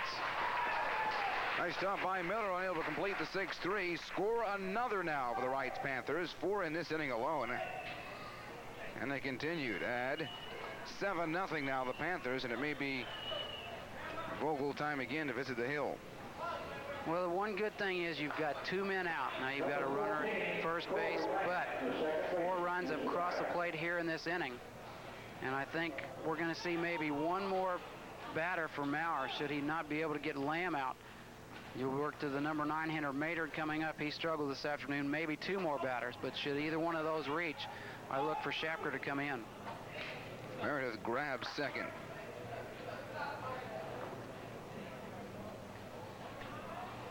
Right now, everything is working as far as Reitz is concerned. They've put together 10 base hits, scored a total of 7 runs so far. Right now, Mater Dei just not able to get anything working. The defense has been there, but Reitz has hit the ball where they need to. Tough defensive plays for the infielders. The outstanding catch out there, Niemeyer, just looks a little bit bigger now. 10 hits now for the Panthers. They are up 7-0. 1 out to go to get out of this mess. Corey, the second baseman, coming in at .250 for the season for Reitz, is 1 for 2 today. Picked up an RBI single back in the 4th inning and bounced out pitcher to first back in the 2nd.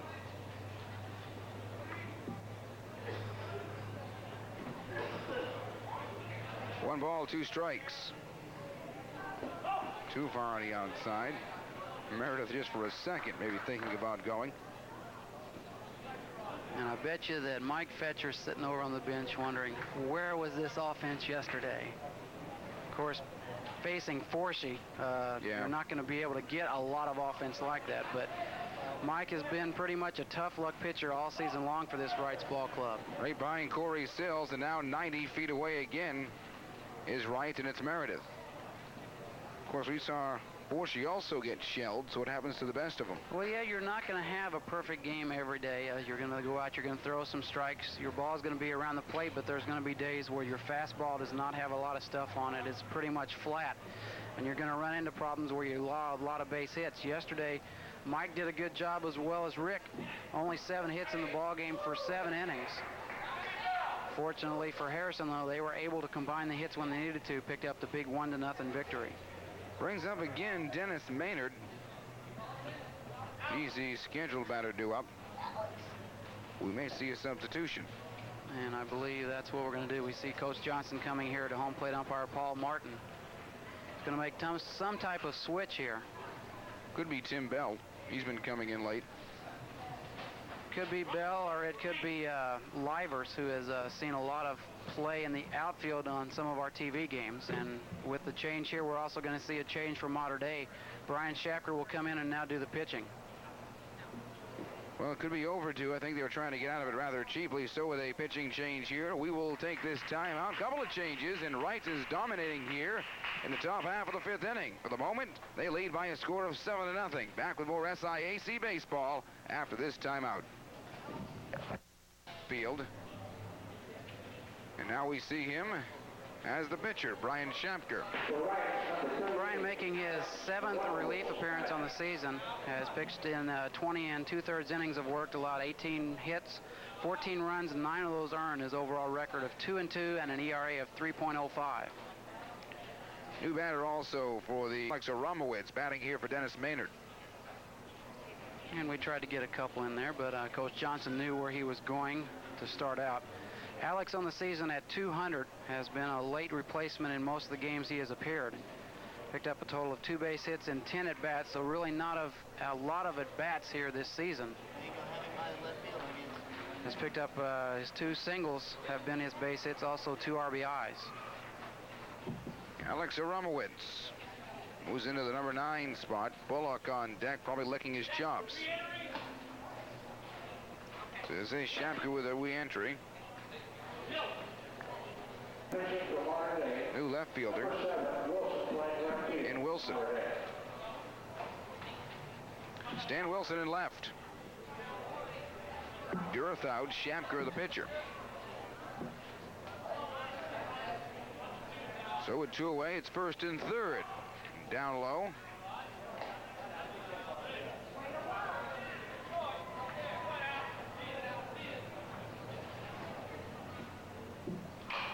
And the inside pitch has popped up here in foul territory. Catcher coming on, Corey Sills. And that's how it ends. Aramowitz goes down with the foul pop-up. And after a big 5th for the Reitz Panthers, they lead by a score of 7-0 as you're watching high school baseball on TV 52. Nails For the Reitz Panthers, bottom half of the 5th inning, and it's time for the Wildcats to show us what they've got. Doug, we've been talking about this team. Usually likes to make a game of it late. Now would be the time. Going into the bottom half of the 5th inning, they are in the lineup where they want to be as far as batting positions. Top of the lineup, Mike Fisher, Todd Niemeyer, Brian Shapker. Mike 0 for 1 today. Flew out to center field. Craig Angle back in the 1st inning and reached on a walk, the 1 of 2 issued back in the 3rd inning by Getty. So we take a look here at Mike Fisher. The Wildcats trying to go to 500 here on the season. They enter at 10 and 11, but in trouble here. And if you look at the scoreboard, you see Reitz has this total of 74 runs. 74-0. Boy, they picked up a lot of runs back there. Well, after the 10-run rule. Actually, 7-0. Like we don't make mistakes. Well, I mean, we can have a little fun up here. Everybody knows it's all in fun. Mike came in at 241. Has really been a good defensive player all season long for Coach Vogel and the Wildcats. Started 3 or 4 different positions so far in the batting lineup. Really comfortable with his position at first right now. E5, Dennis Maynard. And the first aboard here for the modern-day Wildcats. Brings up Todd Niemeyer. The center fielder. 0 for 1 today. He reached on an error back in the 1st inning and reached on a walk. Both times left stranded at second base. So far through the first 4 innings, Modern Day has led to a total of 6 runners on base. Shapker moves to the on-deck circle, so perhaps here comes Modern Day with 1 on and nobody out. Getty's been tough, though. Has really not had a lot of problem. He's issued a few walks, total of 4 so far. Has also picked up 4 strikeouts, so not really as dominant as he's used to being, but really has got the big pitches over when he need to, and also the defense has been there most of the time. Looking to grab an extra base. Fisher out by a couple. Home and stays close to Gilmore there at first. Breeze blowing straight out for the moment. Looking at Mike on the season in the stolen base department, he is second as far as the starting players today are concerned with 6. Todd Niemeyer, the batter right now, center fielder, leading with 7.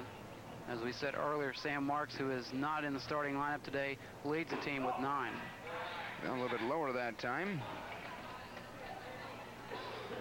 And the sun has gone in, and I believe it's cooled off a little bit. Breeze is picking up a little bit. They say this will not let up for a while. With our luck, we'll have rain like Memorial Day weekend or something. Hopefully not. We had a lot of rain on Fridays, I've noticed. That's typical Evansville weather. Everybody has to work during the week, so that's when you have your nice days. 5 o'clock Friday. Here it comes. That's right. Down the middle for a 1-2 count here to Todd Niemeyer. And Roger is really working his pitches well this afternoon, coming in with the right stuff, it seems, at the right time, keeping most of the modern-day batters off balance up there. With his good fastball, you really need to look for the fastball and adjust to all of his off-speed and breaking type stuff. And he's coming in with a fastball here and there, and also trying a changeup and a breaking pitch, trying to keep him as much off balance as up there as possible. 2-2 the count here to Todd. And again, it's Brian Shamker on deck.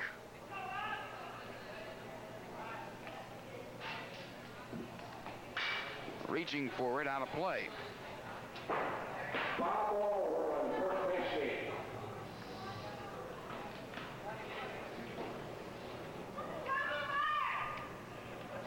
Also getting set to take a look at Jay Adams this inning.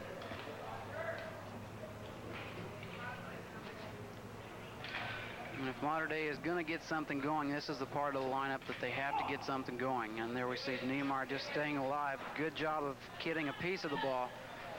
Probably that pitch was out of the strike zone, but he thought it was close enough. He needed to take a swing at it and got just a piece of it to stay alive, waiting for that next pitch. Hopefully, for his sake, Getty will come in with something that he's able to turn on and get it out in the outfield. In the 2-2 pitch. Old Getty there for the moment. He has to go to his far side, and too high for Charles Gilmore. So it's first and second here for the Wildcats. And Doug, here they come again. Well, we mentioned earlier that you never can really count this ball club out. They have seemed to pick up their wins a lot of times in the comeback fashion, where they get down early in the game, come back with the big base hits when they need to at the right time. And right here is no exception, putting back a couple runners here on first and second, still nobody out. And this is Brian Shapker, the pitcher, started the game in left field. 1 for 1 today. He reached on a walk back in the first inning and had a bunt infield single back in the third inning. For the moment, one of 2 hits on the board, the other on base, first base, and another base hit ball. No Beautiful. Going to be loaded up again with the bases loaded here. Nobody out. The Wildcats can make this a game in a hurry. Almost an exact duplicate of the bunt he got back in the third inning. Pretty much the same situation. He had 2 runners on in front of him, not really trying to sacrifice as much as just getting a base hit. And the third baseman, Danis Minard, really has to come in and take that ball. With a right-handed pitcher, Getty's going to be falling off to the opposite way. You have to work with your infield as far as communication. Let everybody know who's got the line, who's going to stay at the bag. And just 2 excellent bunts by Shapker. No chance either time. Okie Pryor here calling the meeting on the top of the hill. With higher numbers, this is going in somewhat of a fashion of a game we saw last week with Bosse in Mater Dei. Just a higher score at the time. On the high school level, especially when you're going to have your second and third pitchers in there as far as mound work. With the ace of the staff, you're not going to see a lot of runs just due to the fact they're a stronger type of pitcher. They can work their pitches in better. Fetcher, the ace for this Reitz team. You get your second and third string pitchers in there, you're going to see a lot of base hits. You're going to see a lot of runs scored. Usually the defense is going to be behind you. Today we've seen 3 errors, 2 by Mater Dei, 1 by Reitz. Or 2 by Reitz, 1 by Mater Dei. Everything just needs to start forming together, and we talked all broadcast long how this Mater Dei team can come back and get you when you're down. Right now, here's a prime opportunity. And it comes with Jay Adams, his first plate appearance. Eric Foles on deck. They are loaded up for the Wildcats. This is the re-entry rule here, so we have Sandwell back at the plate. He was replaced on defense back in the 4th inning by Jay Adams. I think Coach Vogel just wanted to sit him down, try to get his offensive gear back as far as his thinking out there. He'd struggled both times at the plate, strikeout victims back in the 1st and also the 3rd inning. So anytime you can have the opportunity to sit him down, maybe go over some of his fundamentals as far as what he's doing right and what he's doing wrong, try to get him back into the swing of things. On the outside corner, you don't want to go down looking or something similar. If you can just lift it to the outfield, your first will come across. with the bags jammed, nobody out, any type of fly ball in the outfield probably will be able to score Fisher from third base. He's got a lot of speed. He knows how to run the base as well. So if you're Sean, you just want to try to get something into the outfield. A base hit would be great. You'd probably score 2 runs, but even a fly ball will produce that first run, and hopefully things will continue to follow. 2-2. Full Skindle up next, and we'll keep it 2-2 with that offering.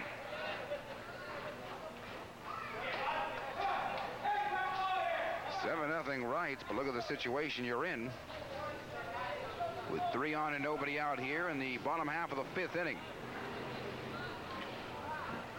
Reitz also out hitting Mater Dei by 7, 10-3 for the moment. 3-2, so your walk's a run. More than a couple on the day from Getty as far as the base on balls. 3-2 pitch. We'll do it again. And with this at bat, Sean is just gaining that much more confidence. He struggled a little bit the first time at the plate, but now he's fouled off 2 good pitches from Getty. Waiting for that right pitch. Hopefully, Roger, if you're Mater Dei, will come in with some type of fat pitch over the plate. 3-2. He's not going to walk him, so he has to get something over the plate. Good hit ball. Bill Hammond's backing up over his head. This could score 3 of them, Doug. 375 feet away. Bring in Fisher. Bring in Niemeyer. Bring in Schapker. And it's a 3 RBI triple for Sandwell. Just like we've talked about all game long, you can never count these Wildcats out. Sandwell struggled the first couple times up, but got over there, got to think about his job as far as a hitting performance. Came up with a big 3-run triple there. Still nobody out, a runner on first base, and this is the right fielder, Eric Foles. All of a sudden, it's starting to become a different kind of a ball game. Now 7-3. And on the outside. What were we talking about back in the 2nd inning when Mater Dei likes to play with it early and come back and haunt you in the end? Well, they had struggled a little bit in the first 4 innings, left a total of 6 runners on. So far here in the 5th inning, have done a good job plating 3 runs. Still, you've got a runner at third and nobody out. Getty has just seemed to lose it right now. 1 error, 3 base hits, accounting for those 3 runs.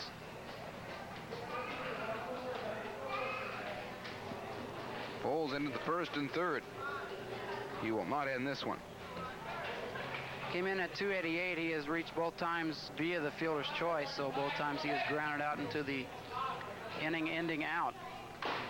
Right now he is just trying to get a strike from Getty. He's fallen behind now 3-0, so look for him to be taking at least 1 strike.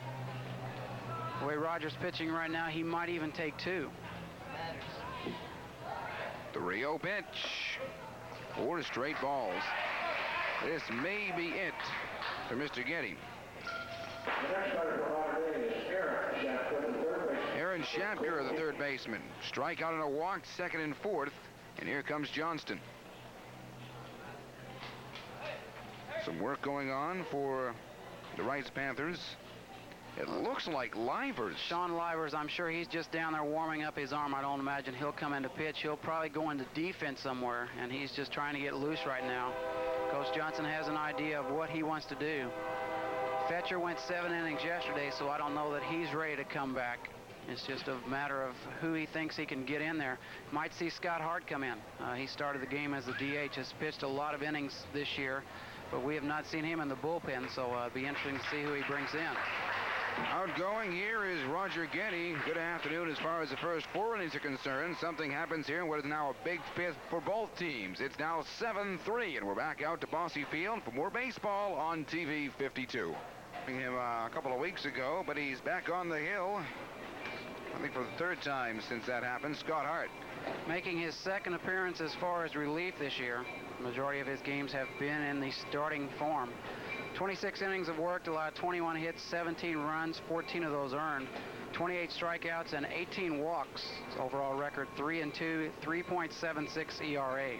It's 1st and 3rd here for the Mater Dei Wildcats. 3 runs coming across on a Sandwell triple. This is one of our longer innings of the season. Fifth inning could be our longest. Reitz came across with 4 in the top half of this. Mater Dei has plated 3, and there are still 2 runners on, nobody out. The way Coach Vogel likes to work his ball club, look for maybe a hit-and-run situation here. You've got Aaron Shapker up 0 for 1 today, a strikeout victim back in the first. He walked and was left stranded at third back in the 4th inning. So Mater Dei is taking advantage of what we have talked about all broadcast, capability of coming back when they're behind. Well, the Shapker boys, Aaron. Sills on deck, and there's nobody out.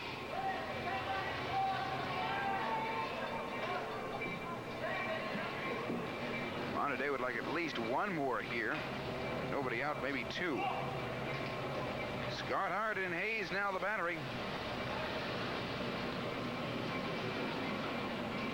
Scott comes into this situation, he really just wants to do one thing, get the ball over the plate. Already allowed 3 runs to cross the plate. Going to try for a strikeout, not really gearing so much as far as working your pitches in and out and trying to get the strikeouts. If they come, that's fine. Really, his main job, come in, get some ground ball situations, hopefully get a double play here. You're going to allow the runner from third to cross with the 4th run of the inning, but you hopefully will be able to pick up 2 out. Not a bad pitch. 1-1 here from Hart.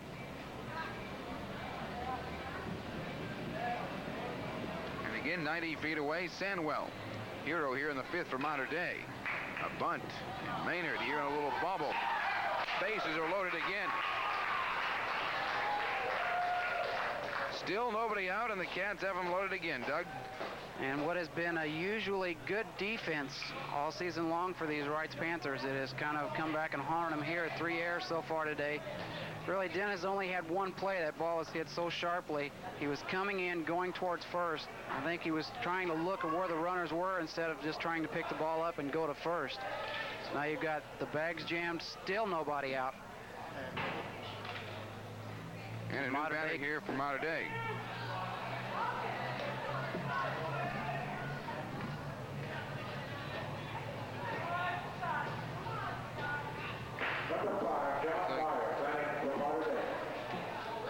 Loaded up here.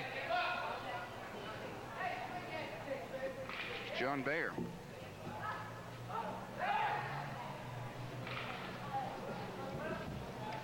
So again, the table is set for him. As the Wildcats perhaps look to tie it up. 7-3, nobody out, bases loaded. Well, this is definitely not an inning that you expected if you were a Reitz fan. Reitz put together 4 big runs in the top half of this inning to really give starting pitcher Roger Getty a comfortable 7-0 lead. Most of the time so far he has been there with his pitches.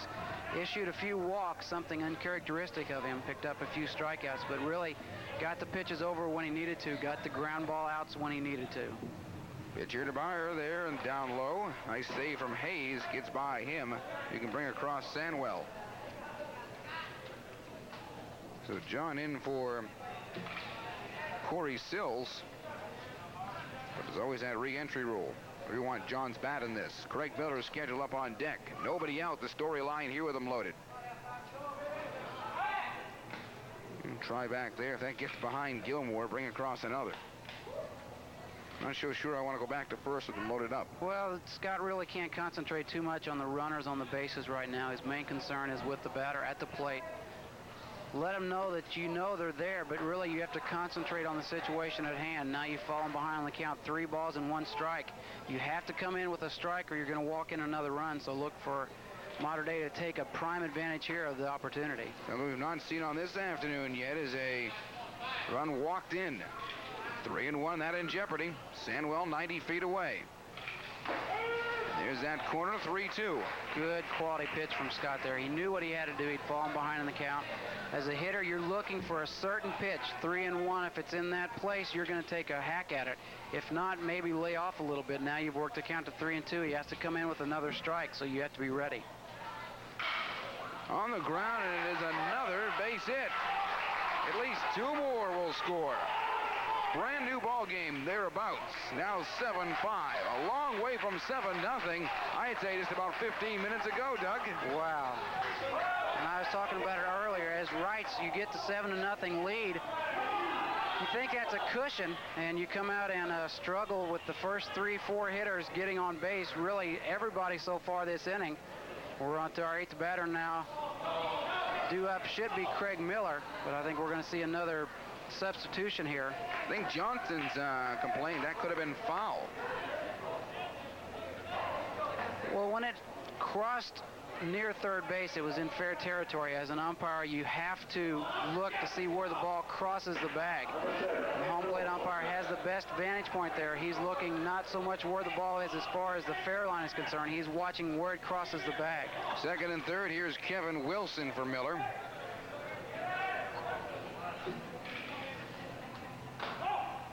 The inside corner, ball 1. Still nobody out.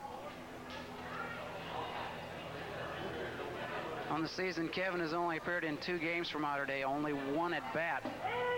Officially, has also picked up a walk and an RBI, but has yet to get a base hit. Batter number 8 here with nobody out.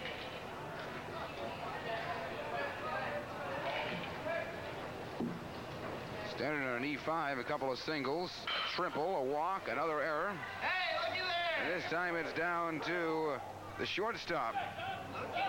With a pickle here on the third base side. Nice cover-up job there by Hart. And here's some nice defense being displayed by the Reitz Panthers. Down at third. So it's first and second for the Wildcats. After all of that, it took a long time to get that first out. And not very good base running by Aaron Shapker there. He was on second base. You've got a runner in front of you. You cannot go anywhere until he does. Really, the only play for Meredith would have been to throw to first base, seeing how the runner at third was staying at home as far as not going anywhere. And he pretty much ran him off the bag. Mauer's back in the lineup here. On the outside corner. He, of course, pulled as the pitcher. First and second here for the Wildcats. 5-hour score. So if you went away for about a half hour and saw it 3 or perhaps even 7-0, things have changed. In a hurry. And good changes if you're a Mater Dei fan, and not so good if you're a Reitz fan. What if you're just a West Side fan in general? Well, then you gotta like it, because you have no favorite team, and definitely a good game as far as a fan is concerned. Kind of slow starting as far as runs scored, but both teams have made up for that here in the 5th. 2-1 hit of Mauer. With Mike Fisher on deck, he started this big 5th for Mater Dei. Combined, we have seen 9 runs come across in this 5th. Upstairs high. And there's still only 1 out.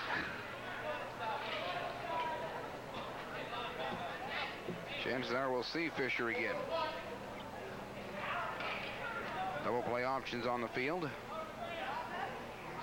But it's 3-1 to Mauer. And down a little bit too low. For the 3rd time this inning, they're loaded. And right where we started off with this bottom half of the 5th inning, Mike Fisher started off this inning reaching on an error by third baseman Dennis Maynard. Came around to score the first of the 5 so far for Mater Dei. Mike now on the afternoon 0 for 2. Has been on base twice, walked back in the 3rd, and then with that error back in the top of this, or the beginning of this bottom inning. Niemeyer now on deck for a 2nd time in the inning. On the outside corner, Hart. Seen a couple of pitching changes this inning. Combined runs, as mentioned, 9 scored for the moment. Not over yet. 1 away here, and they're loaded again for Mater Dei.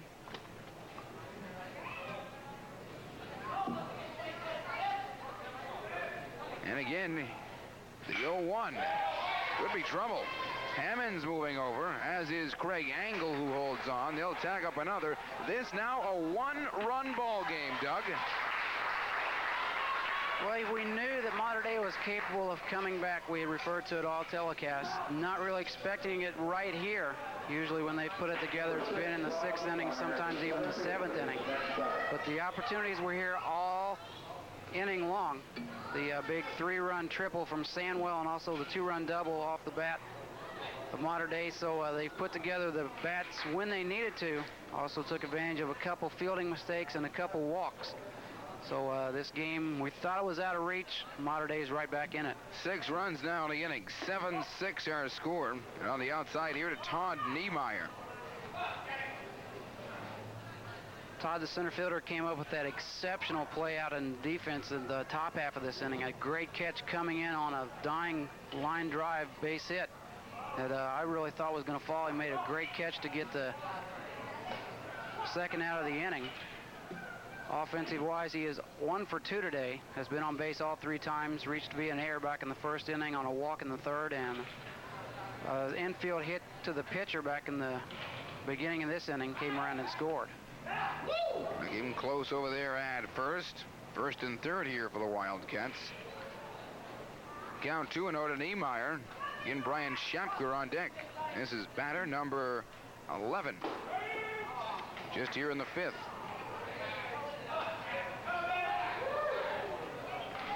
So a chance for Mater Dei to go to 500. Looking pretty bleak earlier. They enter at 10 and 11. Well, the first 4 innings flew by in about an hour. And Reitz scored 4 big runs here to give them a 7-0 lead coming into the bottom half of the 5th. And then it seems like everything has turned to a disaster as far as Reitz is concerned. 6 big runs. Still got runners at 1st and 3rd, 2 out. Something else. 3 and 1. Big 5th. On the inside, and for the 4th time in the bottom half of this 5th, the bases are loaded for Mater Dei. And that'll bring up Brian Schapker, who is 2 for 2 today. Both bunts on the infield. Pushed him right past the pitcher towards the 3rd base side. He's been on base all 3 times with a walk back in the 1st.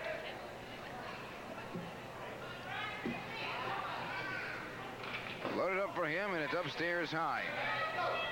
Trying to think who else Reitz may have to come in for Hart if this keeps up. Well, on the season, you've used mainly Fetcher and Hart as far as starting pitchers. Getty was their main relief guy coming in. Corey Lamb has pitched in a game. Craig Angle has appeared in 3 games. So right now it's really anybody's guess. I'm sure Coach Johnson does not want to see that happen. But should Scott fail here, I'm sure he has somebody in mind as who he's going to bring in next. There's talk that Livers may see some action on the hill, Doug. Well, he was down there warming up a while ago. I really just thought that was for his defensive replacement. He has not yet appeared as far as pitching so far this year from Reitz, but I guess you're at the point in the season where if you need somebody, you really need to get anybody that's able to come in and throw the ball. Ladies and gentlemen, we are tied at 7. 7-0 going into the bottom half of this 5th. And now a combined 11 runs scored. And what has been the longest inning this year on TV 52, Doug? Wow. Long is not the right word. This is Sean Sandwell, who had the 3-run triple, scored the first 3 runs in this bottom half of the 5th for Mater Dei. Struggled a little bit the first couple times up at the plate, but has got his batting eye back. So once again, the bags are jammed with him coming to the plate. 7-7. Boy, it's a good thing if you're a Reitz fan that you got those 4 runs. Usually when you see a team like that produce in the offensive half of their inning, especially when you're up 7-0, it's going to give a little bit more cushion to your pitcher as far as just coming out, throwing the ball over the plate. Errors have been a factor here in this inning, also the wildness. Roger Getty, the starting pitcher, not really on as far as his location today. He picked up a total of 4 strikeouts, but also issued 5 big walks. So very uncharacteristic of him, as his numbers coming in were about 2 to 1 strikeouts per walks. The bottom floor has just fallen through for Reitz here in this bottom half of the inning. Trying to get that last out here with 2 away in the bottom half of the 5th inning.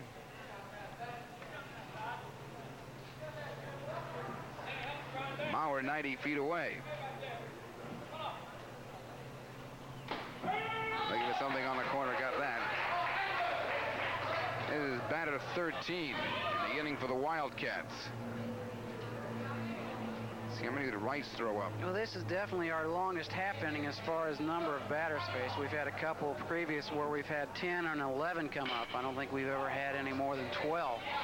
And for an overall inning, definitely the longest. 22 batters we've seen here in the 5th. It's not over yet. Nope. The way 1-2. The way things are going right now, anything's possible. This is something else. On the outside corner, and finally, this inning is over. Gee, we can come back later on this summer, have an hour special on this particular 5th inning. 7 runs come across for the modern-day Wildcats, and we are tied at 7 after 5 complete. We're back out to Bosse Field after this timeout. Here on the top of the 7th. Again, he looks back, and now things were going their way. They were going to maybe get out of this with a good win, and pretty much everything just fell through. Brand new ball game with at least 2 more innings to go. Top half of the 6th inning. Top of the order for the Reitz Panthers. Kevin Bullock, Scott Hart, and Todd Hayes. Kevin 3 for 3 today. Singles back in the 1st, 3rd, and 5th inning. Came around to score in the 1st and 5th. So as it was an inning ago, this is where you want to start as far as your offense is concerned. Reitz did it in the top half of the 5th. Mater Dei did it in the bottom half. And that's for extra bases. Good roll back to the wall. Nice scoop there by the center fielder, Niemeyer. And he's gone at second. Wow. After a big offensive spurt for the first time, Bullock got caught. And I don't think Okie Pryor agrees with that. Well, I never really thought that there was going to be any chance for getting him at second. When I said it, I thought it was going to be a clean double. It just shows the speed of Mater Dei in the outfield. They did a good job getting the ball. Got a good strong throw, pulling Fisher, the second baseman, off a little bit, but he had enough time to come back and make a sweeping tag on the sliding Bullock. Scott Hart. We've seen a little bit of everything here, haven't we? That gets behind the catcher. Well, momentum plays such an important role in the game of baseball. Definitely, the momentum is on Mater Dei's side right now. And unbelievable. That is Eric Foles behind the plate now for the Mater Dei Wildcats.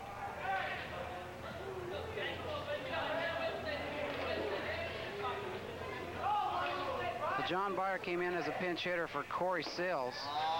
So I would assume that he has been inserted in right field for Foles, and Foles moves behind the plate. 7-7.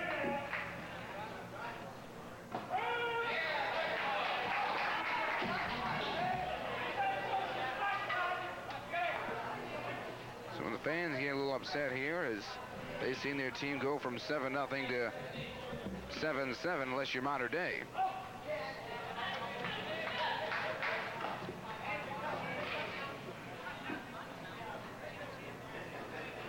Hayes on deck. 2 balls and 2 strikes here. To now the pitcher, Scott Hart. And out the skinny end of the bat, bringing forward Jay Adams.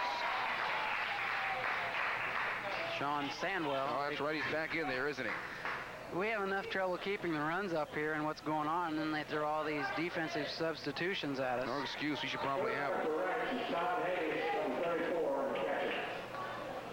2 away. This is going rather quick compared to that 5th we've had. Hayes back to the pitcher twice, then the shortstop. Craig Miller, one of the mainstays defensively. And back here, 1-1. If you're Mater Dei, the momentum is definitely on their side, as I said, picking up those 7 big runs, coming out. A base hit off the bat of Bullock, trying to start to single into a double, and just an outstanding defensive play by Mater Dei to get him cut down at second. So that also helps as far as momentum going in. Reitz is a little bit down coming in after allowing 7 to score to tie this game. Anytime you can come out defensively and put together a defensive inning comparable to the offensive inning you had, it's going to be a confidence booster. You're already inside.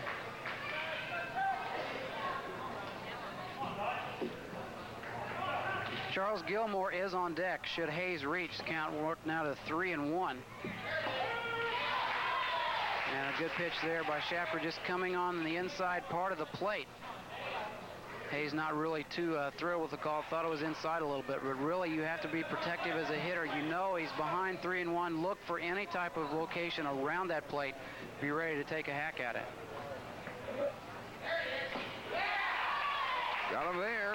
So after one of the longer innings of the year, they go in order. After 5 1/2, tied at 7. Unless we do go extra innings. Something we have not seen on high school level this year yet, Doug. And if this game's any picture of what's liable to happen, we'll probably see it here. 2-2, and isn't that something? 22 batters combined in the 5th. We see 6 here in the 6th. Tied at 7. Top half of the 7th just ahead on TV 52. For the 7th inning, we've seen 7 defensive changes by Mater Dei, so we review them for you again. It's Shapker on the hill. Eric Foles behind the plate. Samuel, who stepped out, steps back into first. Fisher, a mainstay at second.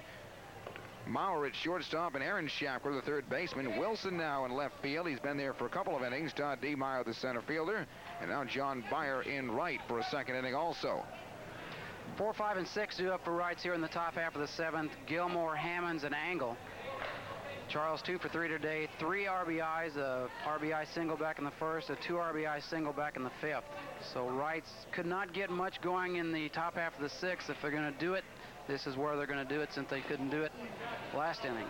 Big cut by Gilmore. Looking ahead to Mater Dei, Wilson, Maurer, Fisher. 8-9-1 scheduled.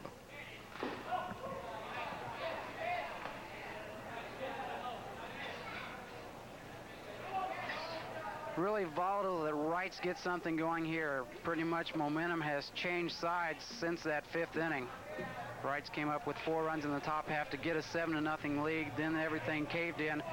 Mater Dei came right back, 7 big runs in the bottom half, and pretty much shut the offense down in the top of the 6th inning. Bullock reached on a single, was thrown out at second base, trying to stretch that into the double. But Reitz came back in the bottom half of the 6th inning with good defense, good pitching, and got Mater Dei 1-2-3. Big 3-1 pitch up the middle, tried to barehand that one. Fisher, a mainstay at second, looking to go to first, not in time, so your lead batter off is on, and Gilmore at first base. Just what Reitz needs to do, get on base any way you can. The count was 3-1, so really Charles knew that he had to come in with something good right around the plate area, and just able to get it off the end of the bat. Went to the left side of Bryan. Probably not a smart move reaching with his bare hand out there to try to stop it. Should it hit him, it could have done some damage, and he could have been out for the game. But an infield base hit, so Reitz is picking back up once again. Now a dozen hits for the Reitz Panthers, Doug, and something you and I have also talked about is the strength of this hitting. Matter of fact, we talked about it at the top of the telecast, which seemed about 7 hours ago. It was a long time ago, especially after the 5th inning. Gilmore, pretty much the power man all season long, came up with 3 big RBIs here so far today. Has continued to lead the team as far as average and RBIs, picking up his 3rd hit on the afternoon in 4 plate appearances. So really, this is the part of the lineup Coach Johnson expects to generate some runs, and came through with some big hits early in the game. Just the defense and the pitching let him down, resulting in a tie score right now. 0-2 here to Hammonds.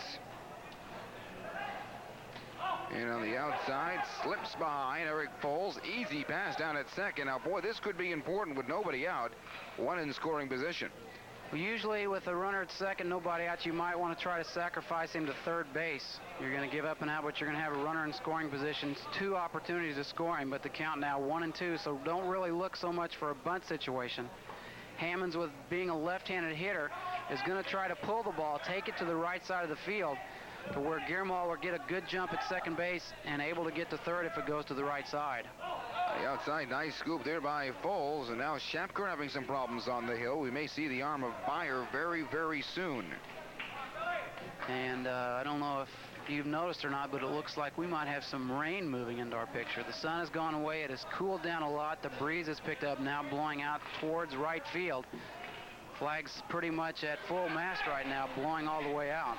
Down on the K goes Hammonds, a big strikeout here for Shapker in Mater Dei. Center fielder Craig Angle due up now, 1 for 2. Had a big RBI double back in the 5th inning. Eventually came around to score when Reitz put 4 on the board. Had a sacrifice situation back in the 4th and started out the 1st inning flying out to the center fielder Todd Niemeyer. Story here, Gilmore down at second and 1 away. We play 7 in high school. This is the top half of the 7th. Unless we go extra, we are tied at 7. And again, it's rough stuff from Shapker on the hill. And right now, Eric Foles doing a good job back there behind the plate. He was a replacement when Beyer came in to pinch hit for Sills. So really not used to being a catcher. Doing a good job as far as blocking the pitches. Shapker having a little bit of control problem down in the dirt a little bit. Could turn the double play. We have seen just about everything today, taking nothing away from Shapker that time. Line to him, go back down to second, and turn the double play to end the top half of the 7th inning, tied at 7, and will Mater Dei be the late hero? Bottom half of the 7th next. On TV, 15th inning, strong wind picks up. We're a bit of a breeze here. Feels nice up here. It could determine the play on the field towards right field, Doug. Wow. We just look across the street there, and at the Crawford door sales, it's kind of a mini tornado forming over there in the gravel driveway. But the wind has come out of nowhere, has blown the sun out. It is cooling off tremendously. And dark clouds are starting to move in. Should not affect this game here. There is a second one out here this afternoon. So as much rain as we got last week, the outfield will be treacherous should we get some rain. Okay, here's Kevin Wilson. As mentioned, they will bat 8-9-1. Wilson, Maurer, Fisher scheduled here. Tied at 7, bottom half of the 7th inning. I think it has cooled off about 15 degrees, Doug. It feels nice. Hopefully the wet stuff will stay away and we'll be able to get this one in as well as the next one. Kevin, a late replacement back in the 5th inning, has come to the plate one time, reached on a fielder's choice, and eventually scored a run back in that 7-run output from Mater Dei in the bottom half of the 5th. 2-0 here from Hart. Look for something there on the inside. And right now, if you're Scott, you just want to get the ball over the plate. The offense pretty much has been shut down by both ball clubs the last 2 innings. So, you know, the defense, it was not there earlier, but it is pretty much coming back into play. So really, as a pitcher, you want to just get the ball over the plate. If Mater Dei is going to hit it, hopefully they'll hit it to somewhere where your defensive players are positioned. Gets a good strong throw and get them out at first. Comes back this time, 3-2. We've seen this a lot this game. Not really the best as far as pitchers are concerned. Starting pitcher Roger Getty struggled a little bit. Picked up some strikeouts, also issued a lot of walks. Hart came in back in the 5th inning after Getty had faced 5 and failed to get anybody out. Came in and got the first man out eventually. He reached on an error, but they got him on a force-out situation. Has issued a total of 4 walks now in his innings of work so far, so this will bring up the number 9 hitter. Started as the pitcher, Dwayne Maurer, 0 for 2 today. Fouled out to third baseman Dennis Maynard in the 3rd and flew out to right field back in the 4th. Trying to move him on over here on the first base side. They say it's foul. Close, he almost grabbed it too soon. First baseman Gilmore coming in. You really have to wait and make sure that that ball's in foul territory before you grab it. If it should be in fair territory, or if you wait too soon, it could hit something in foul territory, kick back into fair. So really, as soon as it gets foul, you want to hit it, kick it out of the way, grab it, whatever. So it is ruled a foul ball in typical Mater Dei fashion right here. Momentum sort of has shifted a little bit to their side, so with the runner on first, nobody out, trying to sacrifice him to second to get in scoring position. Trying to move him up what would be the winning run. 1-1 here. The last pitch, not really the bunt and run situation. You've got the runner at first base. Wilson making sure that Maurer lays it down before he takes off. If it is a hit and run or bunt and run, as soon as Hart comes to the plate, he will be breaking towards second. Trying to move him up. There's the bunt.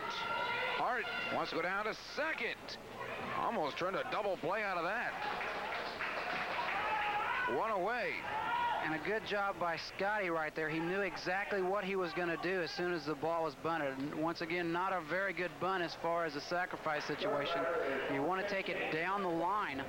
That bunted right back towards the mound area. He pounced on it, got to the ball rather quickly, and made a strong throw to cut down the runner at second. Again, it's Mike Fisher for the 4th time today. Oh, make it the 5th. I forgot about that. Yeah, he came up twice in the 5th. Mike 0 for 2. Flew out to center field back in the 1st, reached on a walk in the 3rd, reached on an error and scored in the 5th, and had a sacrifice fly back in the same 5th, so I guess he is really 0 for 2. Out by a couple at first. Now Dwayne Maurer, he goes, and he gets behind Todd Hayes. Perhaps a hit and run on that time, but now what would be the winning run is in scoring position with 1 away. Hit and run was on, and Mike, the pitch was outside a little bit, did a good job just protecting the runner who was stealing. When you're a hitter in that situation, if it's anywhere close to the plate, you want to try to swing at it, not necessarily make contact, but just try to be a distraction for the catcher, and the ball was on the outside part of the plate. No chance really at all for Hayes to come up with that pitch. Mater trying to win it here in the bottom half of the 7th inning. 1 ball and 1 strike here to Fisher on the outside corner, 1-2. This is the 2nd game in a row we've seen Mater come back and really romp their opponents in the end. Put together the big 7 runs back in the 5th inning, and have done a good job as far as cutting down the Reitz offense.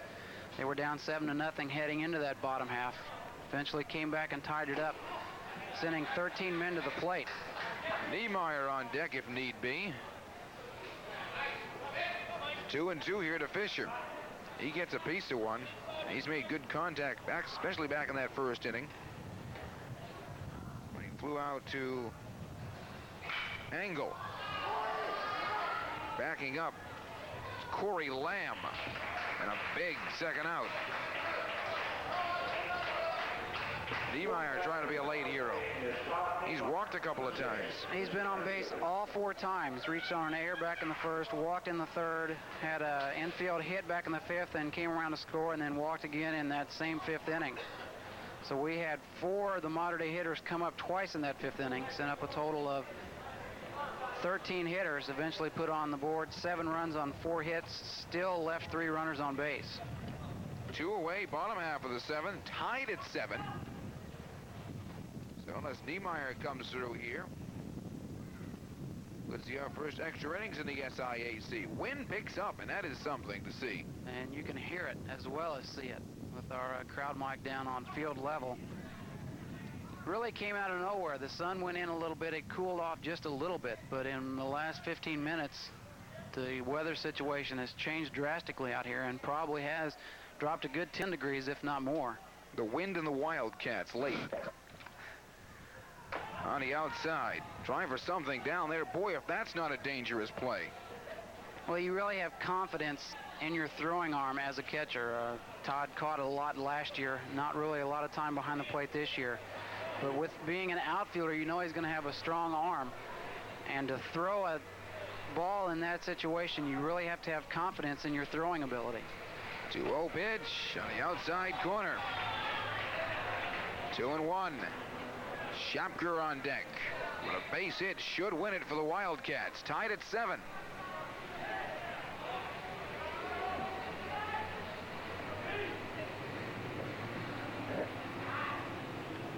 And on the outside corner, I'm informed that it's down 7 degrees when we first started. Feels cooler. Well, I think the wind has something to do with that.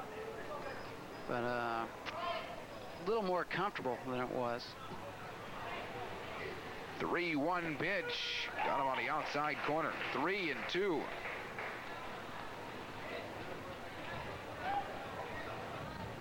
Big pitch here for Reitz and Scotty Hart.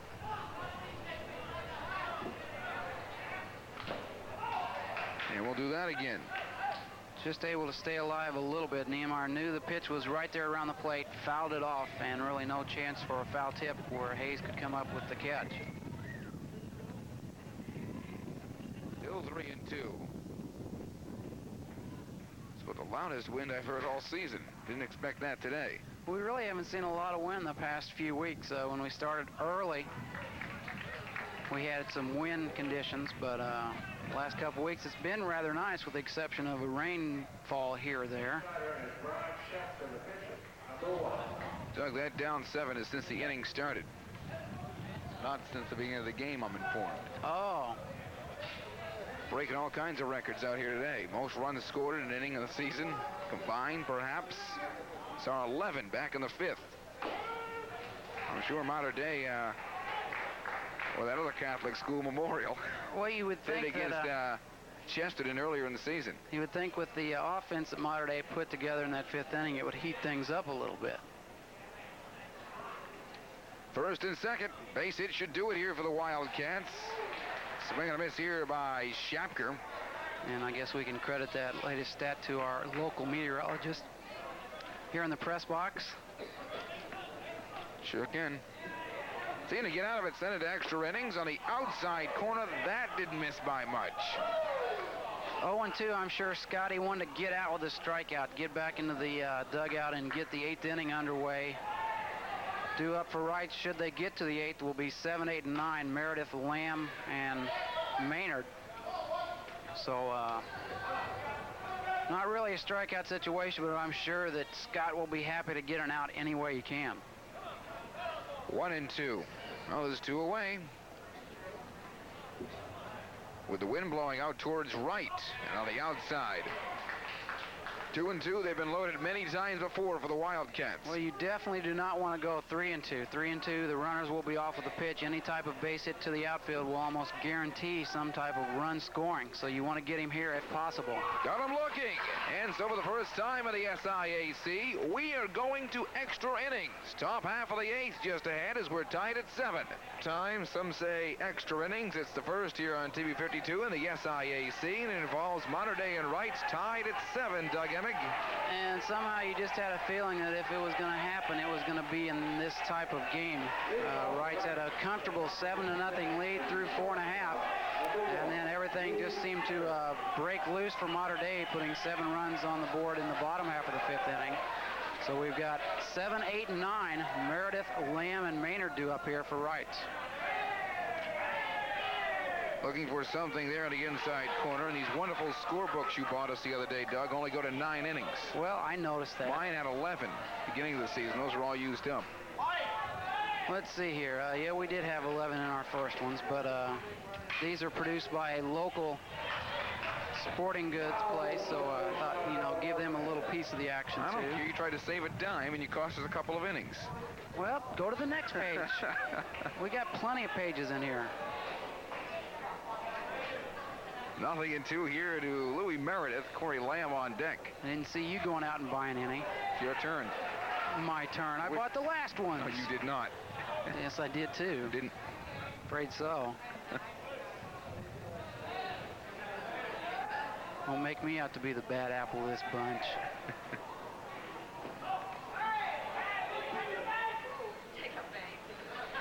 Down low. Here to Meredith. Louis 1 for 3 today, picked up a single back in the 5th inning for Reitz, bounced out to the second baseman in the 2nd, and also the 3rd baseman back in the 4th.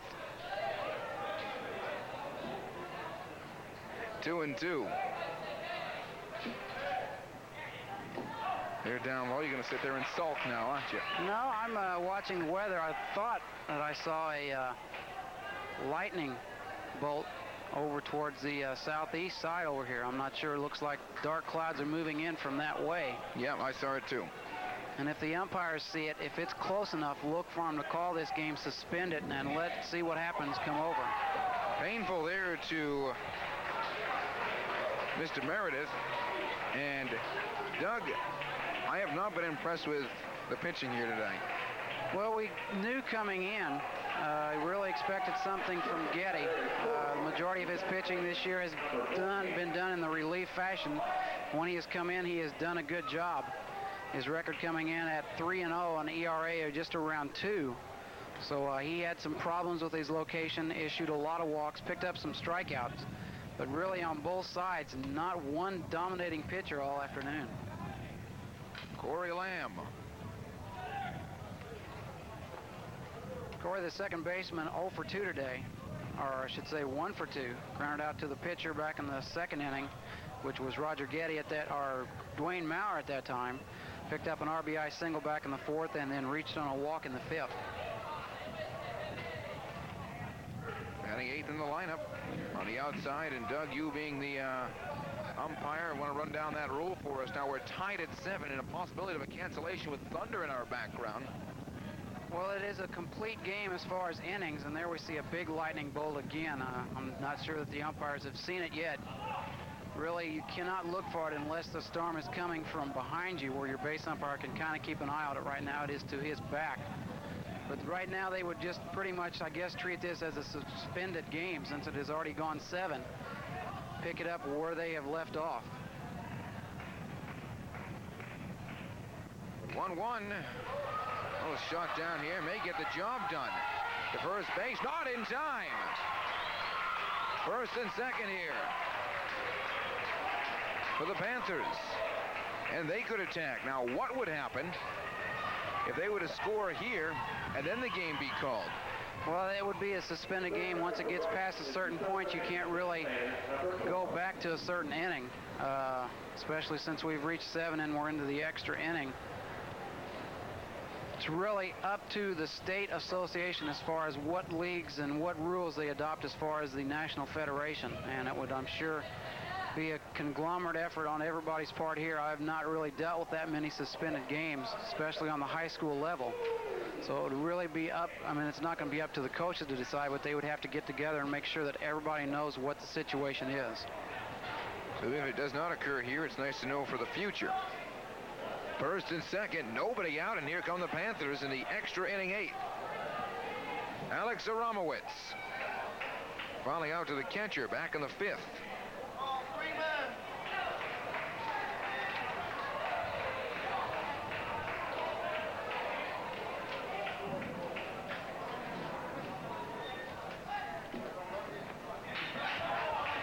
They're going to come on here. They have put Maynard back in. The old re-entry rule once again. So Romowitz was in for a pinch hitter back in the 5th inning, ended up fouling out for the 3rd out to the catcher. At that time, Corey Sills. Dennis on the afternoon is 0 for 2. Tried to sacrifice situation in the first pitch, out it off. So again, look for a sacrifice situation. Hopefully he can get it down to the line area somewhere and advance those runners. This one gets by the Bulls. Now it's 2nd and 3rd and nobody out. So something tells you that Reitz is going to strike with something here and put all the pressure again on Mater Dei. Well, it's kind of been a seesaw battle all game long. Reitz had the upper hand early with the big 7-run lead. Then Mater Dei put together some big hits, a couple costly errors from Reitz in the bottom half of the 5th. Not much from either team the next 2 innings, but Reitz continues to threaten once again, and the weather is starting to threaten also. We can hear the thunder in the background. 2-1. And on the outside corner, 3-1. Good lull him up for Reitz for the first time in a while. And should Maynard reach, we're going to have the top of the order due up again. Bullock, who is 4 for 4 today. 3-1. And they call a strike going to the field umpire on that one, Doug. And you've also talked about that help from the field at times. A lot of times, especially on a pitch like that, when it's up out of the strike zone and you can see the batter go around, the catcher's going to come up and catch the ball, so he's going to block your view. It's hard to tell whether the bat crosses the plate and the batter makes an attempt to hit the ball. So you go to your field umpire, and that's where he comes into play out there, and that should have been ball 4.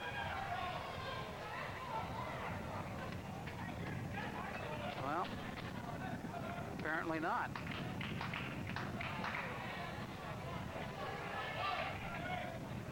Three and 2.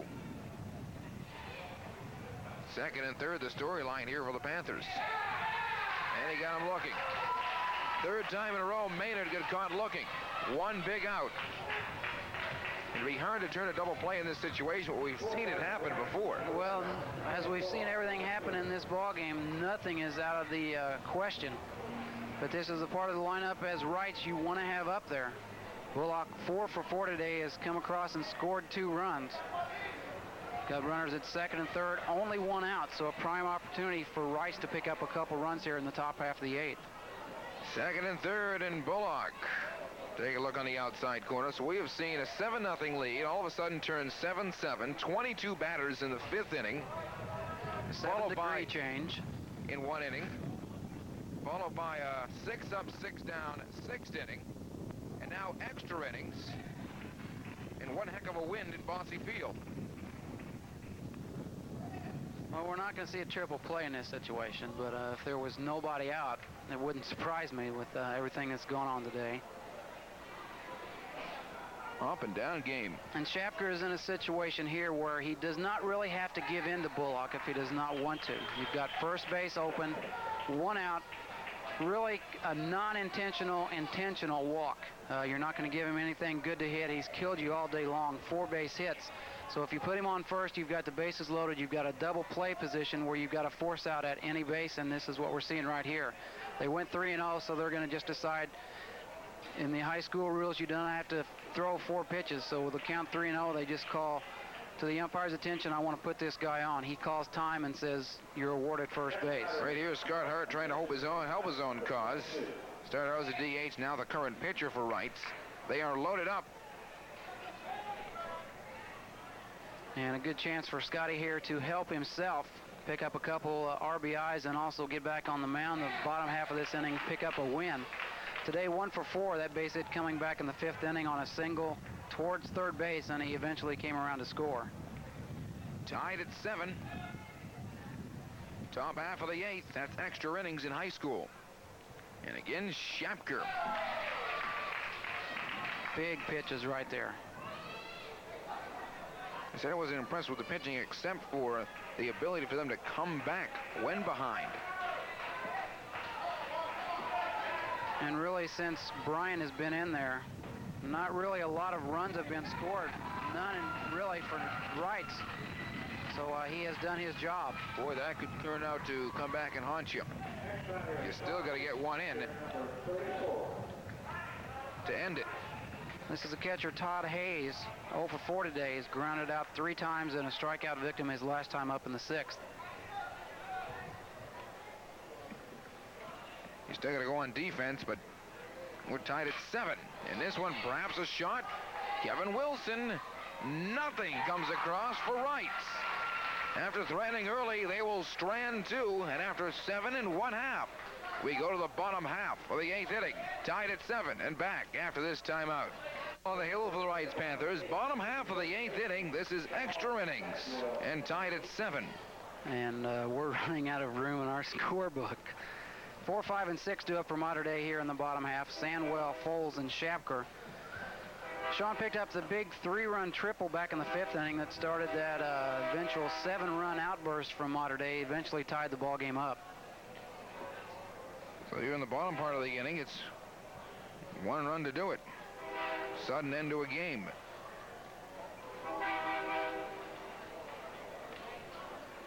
Reitz out hitting Mater Dei 13-5. And what started out is hot and sticky. It's now windy and cool. Good adjectives. From a scholar. On the inside. I don't think I'd go that far. Samuel has not had a bad day defensively. Again, he takes a look at another strike here from Hart. Again, he got him twice.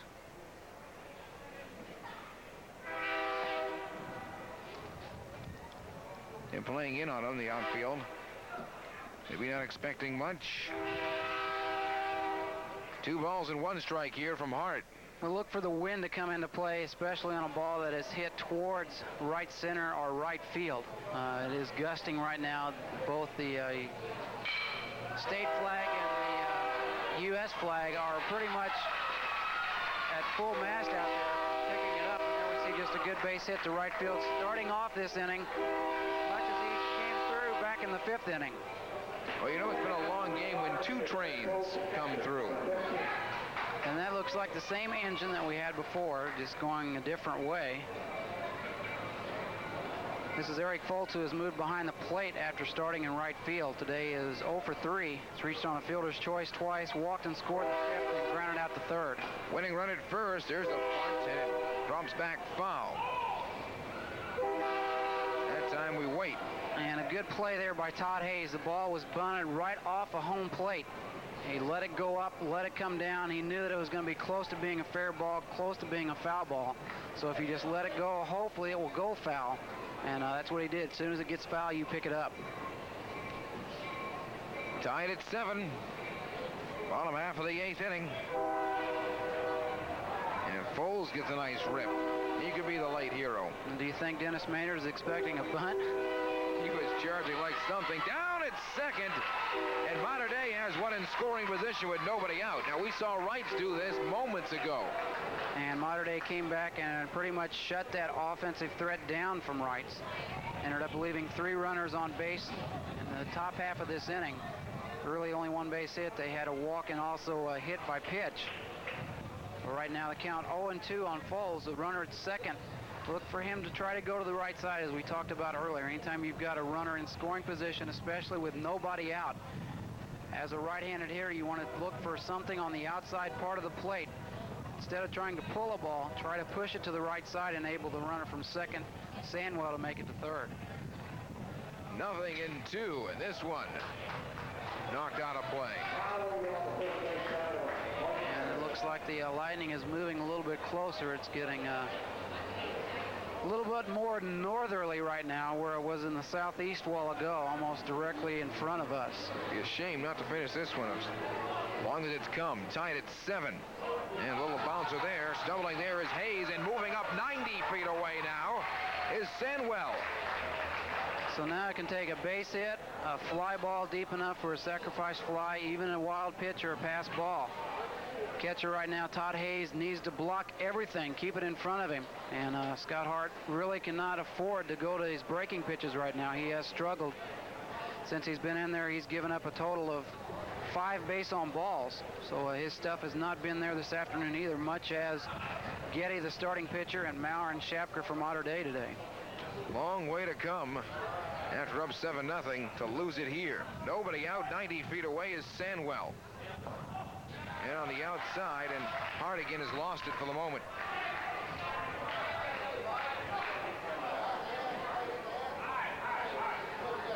He's worked the count now to 2-2 on Foles. Aaron Shapker, the third baseman, is on deck should he reach on a walk.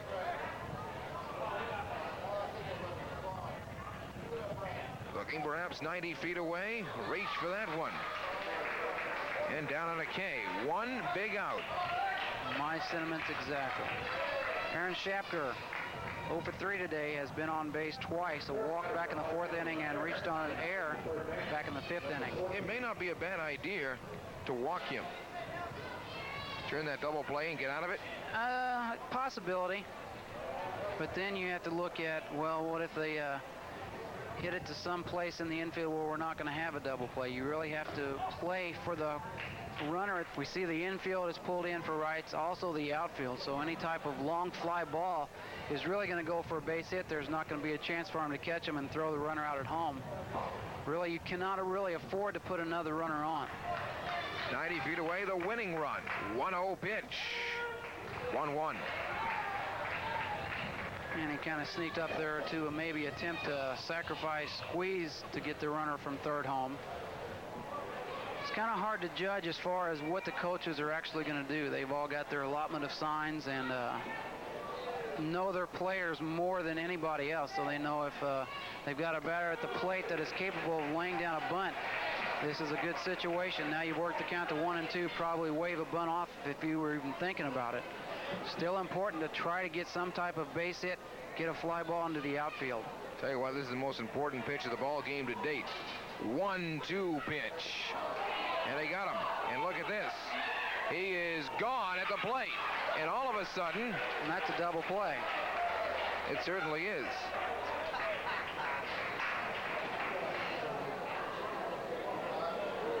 Or no, I don't guess it is, because the catcher dropped the ball.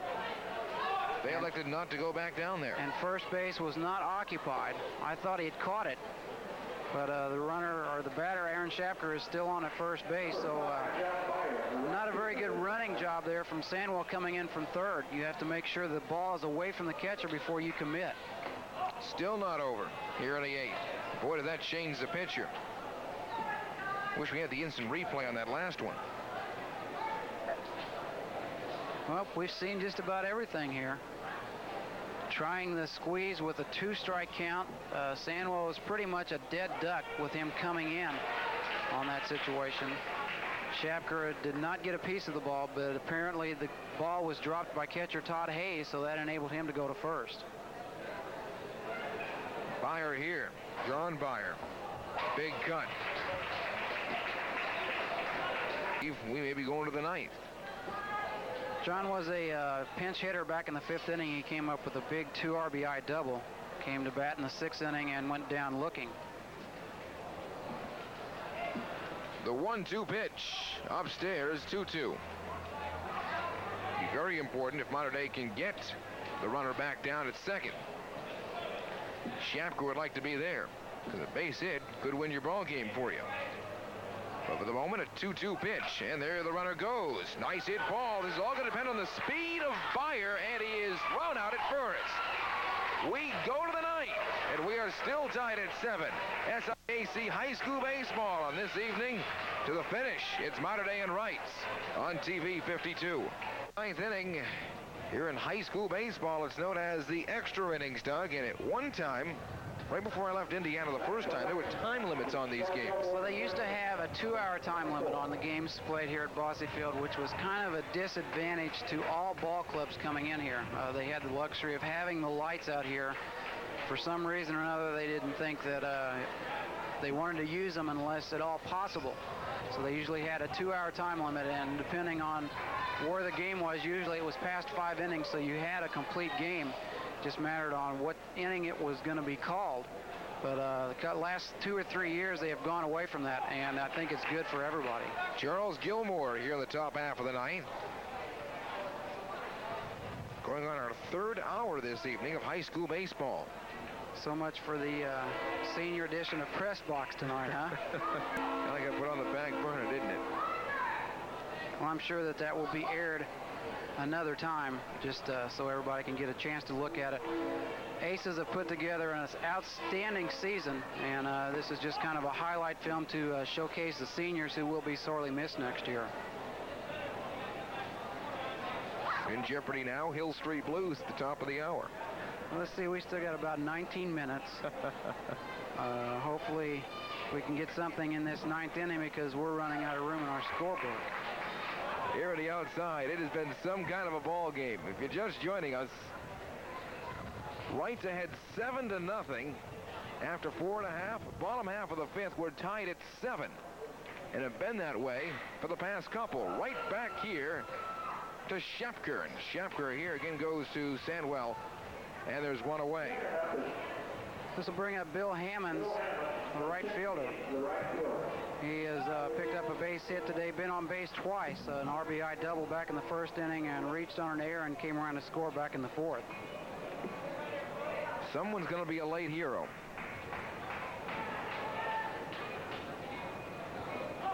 Angle on deck. Scheduled. And this has been so long, we've had 3 trains. Train number 3 to our extreme far side.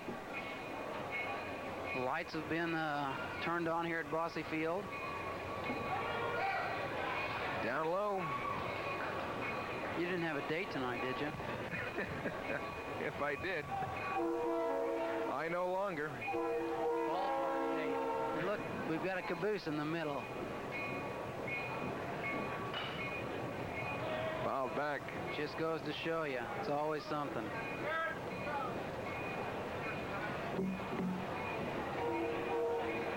$13 hits to 6 hits. You're following that score. For it counts 7-7.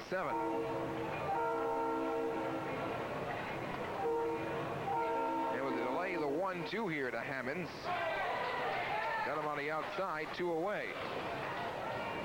And Bill was kind of full with that pitch on the outside part of the plate. Started after it, tried to hold his swing up, but was unable to do that. That'll bring up Craig Angle, the center fielder. Picked up a base hit and an RBI, that coming back in the 5th inning. 2 up, 2 down here in the top half of the ninth. And this one a nice shot. To still in center field, Todd Niemeyer, and we go to the bottom half of the 9th inning. 3 up, 3 down, tied at 7. And more SIAC high school baseball is just ahead. A long night on TV 52. Alongside Doug Emick, I'm Darren Smith. Bottom half of the 9th inning, tied at 7. It's kind of like Aces games here, going 9 innings. But even then, we have not gone to the bottom half of the 9th often in the 1991 season with Evansville. The highlight of the season, though, came out of the bottom of the 9th inning. Due up here for Mater Dei, 8, 9, and 1. And we have a pinch hitter here. Or no, this is Kevin Wilson, who was a late replacement. Came back in and been to the plate twice, reached on a fielder's choice and scored back in the 5th inning, and also reached on a walk back in the 7th. Supposed to go Wilson, Maurer, and Fisher, as it did in the 7th. And heading out of play, nice run here, and Gilmore takes a look at that go. 1 ball and 2 strikes here to Kevin Wilson.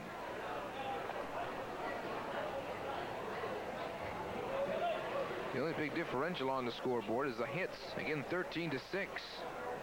Well, Mater Dei came up with their 7 runs back in the bottom half of the 5th on only 4 base hits, so a lot of walks in that inning, also a couple errors by Reitz. Louis Meredith going to Gilmore, 1 away.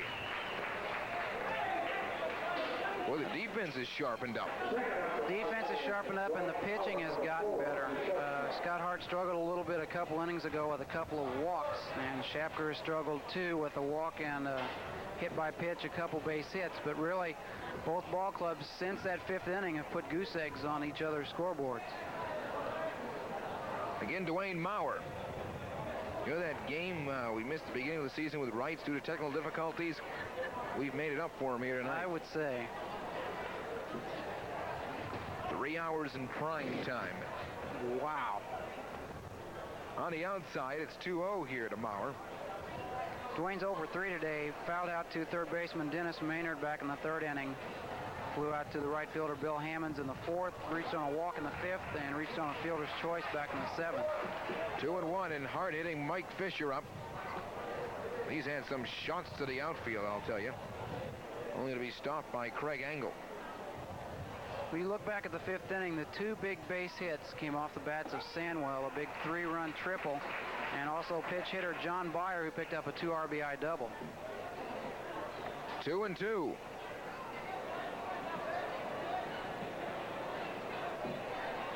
Hard stuff from Hart will do it again.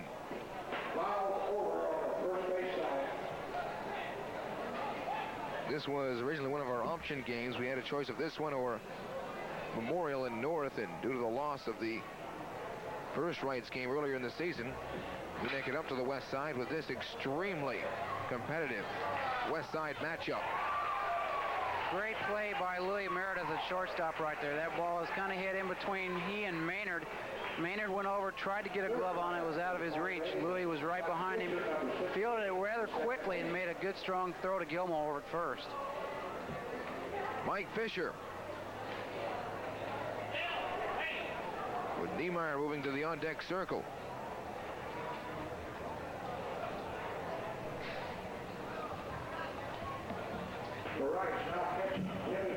And now we have another defensive replacement. Todd Hayes has been lifted and Timmy Bell inserted in the catching position. And I'd say that is for one reason. They're going to get Mr. Hayes down the bullpen and let him throw a little bit. Probably bring him in should this go another inning. I'll tell you, I don't think Hart has been doing that bad the last inning and a half. Not really. He's run into a little bit of control problem. He came in the 5th inning and eventually allowed 2 runs to score after he got into the ball game. that were actually his runs, his responsibility. Struggled a little bit with control, has issued a total of 5 walks, but has also got some big ground ball outs and also picked up a few strikeouts. Inside corner here to Mike Fisher. 2 away, bottom half of the extra inning ninth.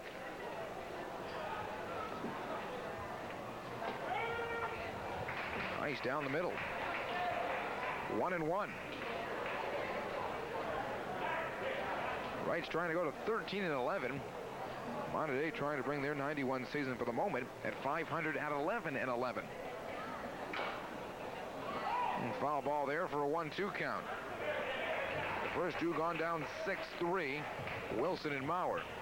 Mike's 0 for 3 today. Has picked up an RBI with a sacrifice fly back in the 5th inning. Also reached on a walk and was left stranded at third back in the 3rd inning. 1-2 pitch, and this one taken over the head of Louis Meredith. And it's a 2-out single for Mike Fisher. And now your winning run at first. That'll bring up center fielder Todd Niemeyer, who has been on base all 5 times today. 1 for 2 officially. He reached on an error back in the 1st inning, had an infield single, and came around to score back in the 5th inning. Walked in the 3rd, 5th, and the 7th. Niemeyer can really belt the ball. Test him back here at first base. Big single for Fisher. He's out by a wide margin. And there he goes, and it's behind Tim Bell, the catcher. And that could come back to haunt you. Now a base hit could win it for Mater Dei. Well, lucky for Reitz, the ball got back there in a hurry, and the runner from first, Fisher, was only able to get to second base. He was off with the pitch, so he had a good jump. If it had gotten away from the catcher back around the fence area behind home plate, possibly could have got to third. Right now, a runner at second base, a base hit will score him. Probably. In this game, anything can happen. At one time, Mater Dei trailed 7-0. Again, 7 runs in the bottom half of the 5th. Tied at 7 here in the extra inning 9th. Storyline here is just 2 away. And not that bad of a pitch from Hart. They say perhaps a little low. Should Niemeyer reach, that will bring up Brian Shapker, who has gotten 2 infield bunt base hits. 1 back in the 3rd and 1 back in the 5th. There's some games going on down there. He stepped right out of that one.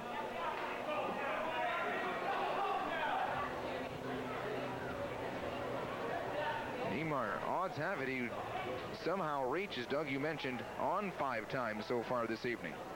In that situation we just saw there, the batter request time. As a home plate umpire, you do not have to grant that time.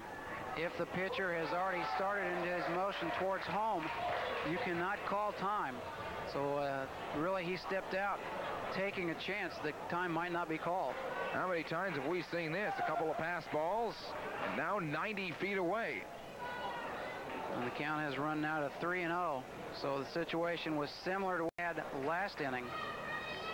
When Mater Dei eventually got a runner on third base, was caught trying to come home on a possibly squeeze bunt. And here we see another walk situation.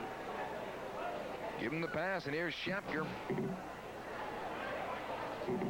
Now you could be taking a gutsy move if you're Niemeyer. Try to steal second, and if they go ahead and attempt that, bring in the winning run. There's 2 outs on the board, Doug. Probably would be a good move. Niemeyer, pretty good runner as far as his smartness out there on the base paths. He is really leading this team as far as stolen bases with the starting players in the lineup today with a total of 7. For now it's Shapker, and he takes a look at ball 1. Mater Dei, time and time again, have filled these bases. A couple of times they've left them full. 90 feet away, the winning run. But again, there's 2 away. There's strike 1. 1-1 now from Scott Hart. They've got Hayes warming up if necessary. And should Mater Dei attempt a double steal here, look for Niemeyer to take off from first base, stop before he gets to second, create a rundown situation to where Reitz, if they throw through, will have to decide whether they're going to try to get the runner out. Still keep an eye on Fisher at third base. Should he break for the plate, you have to come home. Now 1-2, and you're about to see the most important pitch of the ball game to this point, and he got him. We are going to the 10th inning, and we're still tied at 7, and back with more SIAC High School Baseball on TV 52. It's Reitz in Mater Dei, and they call it the matchup of the West Side. I call it matchup extraordinaire on this particular evening, Doug Emick. Well, as far as the fans are concerned, we couldn't get a better game out here as far as true traditions and pretty much the West Side battling the West Side. Reitz had an early lead, 7-0 after 4.5, and then Mater Dei erupted for 7 big runs back in the 5th inning, sending up a total of 13 players in that inning. And now at the top of the 10th, Meredith, Lamb, and Maynard do up 7, 8, and 9, right where we were back in the 7th inning. Still on the hill is Brian Schapker, and this one taken just foul on the first base side.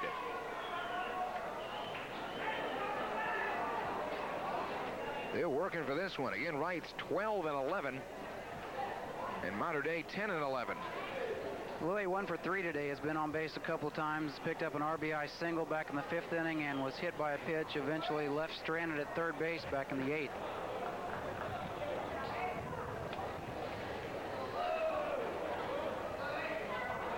Schapker's been in for a while. Originally Maurer starting out on the hill for the Wildcats. Nice hit ball, gonna be trouble. A one-hopper to the right fielder, John Byer. And it's another leadoff single here for Reitz. So many times this season, it's been those bottom 3 batters, 7, 8, and 9, who have surprised and have come home late.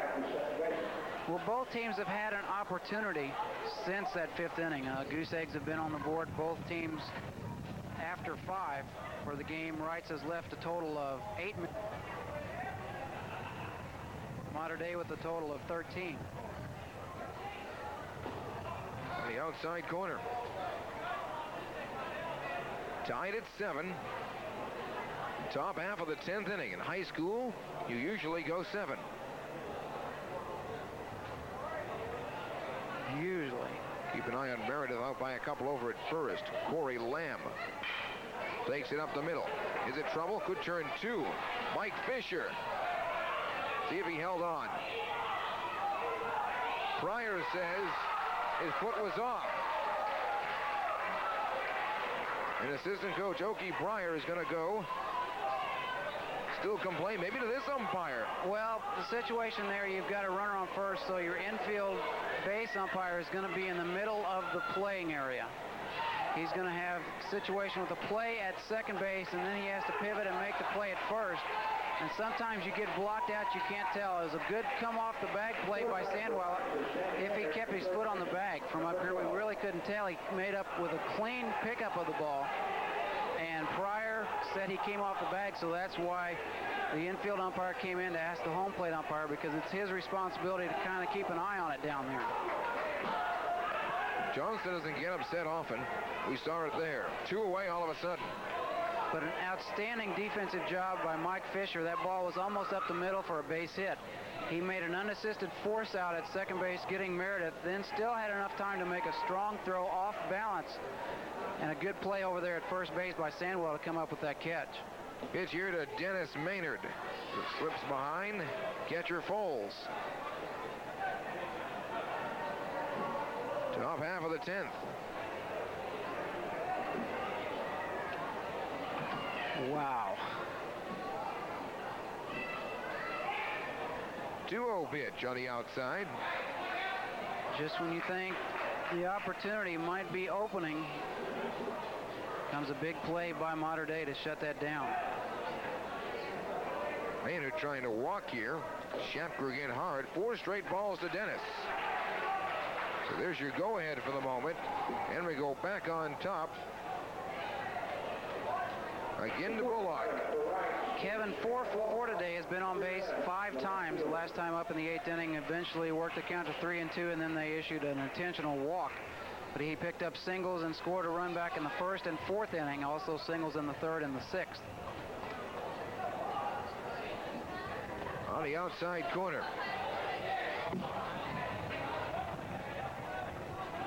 And I guess Hill Street Blues should be starting about right now. Well, I'm about to say, if you tuned in and are looking for Hill Street Blues, it's stay tuned, as we are in the 10th inning. of SIAC high school baseball. And here comes Shapker trying to end it a little bit quicker, but it's been going on and on as it continues. We go to the bottom half of the 10th and tied at 7. Modern Day and Reitz on TV 52. Bottom half of the 10th inning. Still Scott Hart on the hill for the Reitz Panthers. And Modern Day, all I would take was one to cross the plate, tied at 7. It's been that way for about 3 innings now, and Reitz has done a good job as far as shutting Modern Day down. Vice versa, Modern Day having a couple of struggles there early, getting an eventual double play to get out of that ball. Also another walk, but another fielding job by the defense.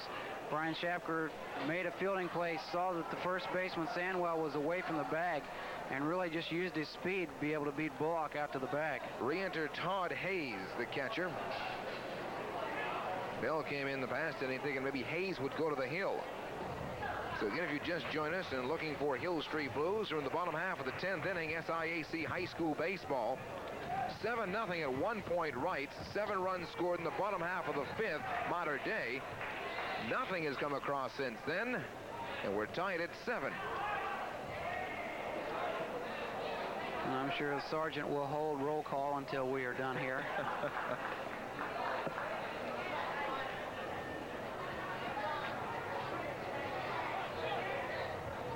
Sandwell. He's been in and out already. 1-2 here to Sean. Foles due up next. Sean's 2 for 5 today, had the big 3-run triple back in the 5th inning, also picked up a single to right field back in the 8th inning. The 1-2. Got him looking. 1 away.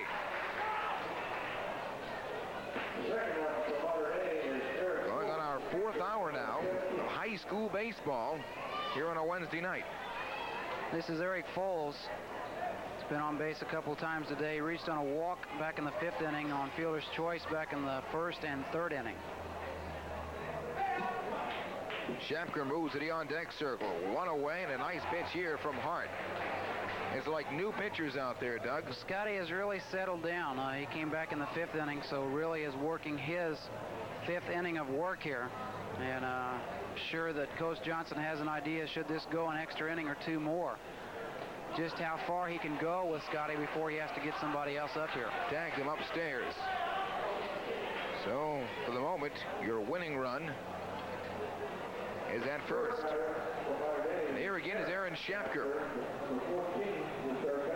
Aaron's been on base a couple times today. Reached on a walk back in the 4th inning and reached on an error back in the 5th inning. He was the first batter that Scott faced back in that 5th inning. Byer moves to the on-deck circle. 1 away, double play option on the field. Out by a couple, Foles at first. Boy, have both pitchers really settled down. Hart and Brian Shapker. On the outside, runner goes down low. That throw was too high, Doug. Only reason he's safe, throw too high from Hayes. Eric Foles got a pretty good jump, and the throw was up. Shortstop Louis Meredith over to cover the play, and I really believe that the hand got in before he got the tag down. Another in scoring position. This time it's Foles, and again Shapker can be a hero.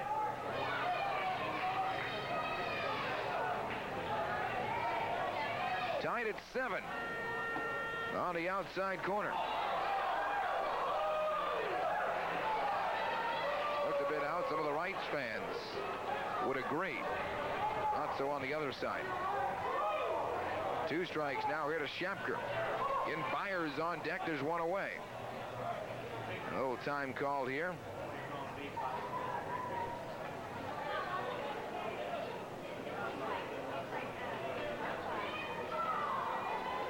Like a drastic change in temperature, we've seen a drastic storyline change in this one. Big cut, and now 2 away. Byer due up. continues. Every time you see somebody in scoring position, you think maybe this is the opportunity. Reitz has not been able to take advantage of it. Mater Dei not able to take advantage of it so far.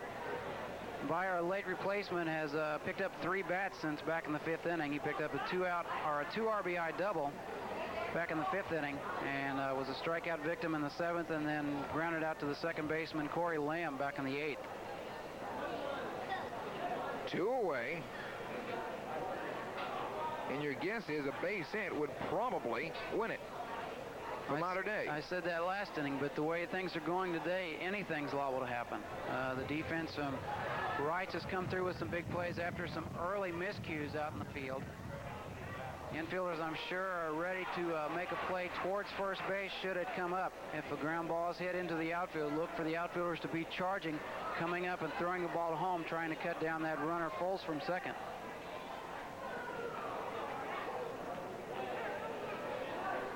The pitch, fouled back, and Byer in jeopardy of striking out. Bottom half of the 10th inning, and tied at 7. And our scorebooks only go to 9 innings. The scoreboard out here only goes to 10 innings.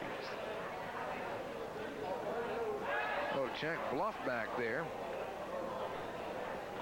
Foles picks up some extra unnecessary dirt. I was waiting for Scotty to do that because he's just getting almost too big of a lead out there at second base. You can pick up Meredith kind of jockeying behind him, but see Scotty come back with another strikeout. He struck out the side. 10 complete, still tied at 7. So we go to the 11th. And back with more SIAC high school baseball after this timeout. Back on at Bosse Field, top half of the 11th inning. And a thriller between Mater Dei and Reitz. Here in what is a stretch half of the season. Mater Dei who entered at 10 and 11. Reitz at 12 and 11. And someone is going to walk out of here very, very disappointed. Well, when you get to this point, you're going to be disappointed just because of the fact Reitz was up 7-0, and they let Mater Dei behind the back door to get in, picking up 7 runs in the bottom half of the 5th. And Mater Dei had the momentum going their way after scoring those 7. Came back in the top half of the 6th, shut Reitz down 1-2-3. But it's been a tremendous duel since that inning. First here, the long shot foul. North and Memorial arrived here hours ago. They should be halfway through their game. They are the second half of this doubleheader out here at Bosse Field today. Usually, you figure a normal game's going to go about 2 hours and 15 or 20 minutes. So they usually get started somewhere around 6:30. Now we're approaching about 10 after 7, so they have been sitting a long time. Inning number 11. 0-2 on the inside from Shapker. Scott Hart has been on base a couple times today. Back in the 3rd inning, which seems like days ago, reached on a fielder's choice and then picked up a single and came around to score back in the 5th inning. 1-2 pitch. Keep it 1-2. How you doing over there with your scorebook? Pretty good. It's time to erase innings. It's in pencil. It's a good thing I didn't give you a pen. You use the first inning all over again, just throw another 1 on it. I guess if things get so bad, you know, you can always turn and use the next page. You just have to do a lot of transfer work.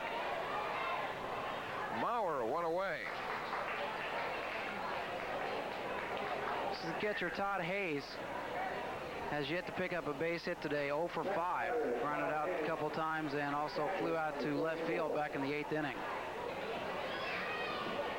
A while ago they thought he may come in and pitch, but Hart has settled down. Excellent.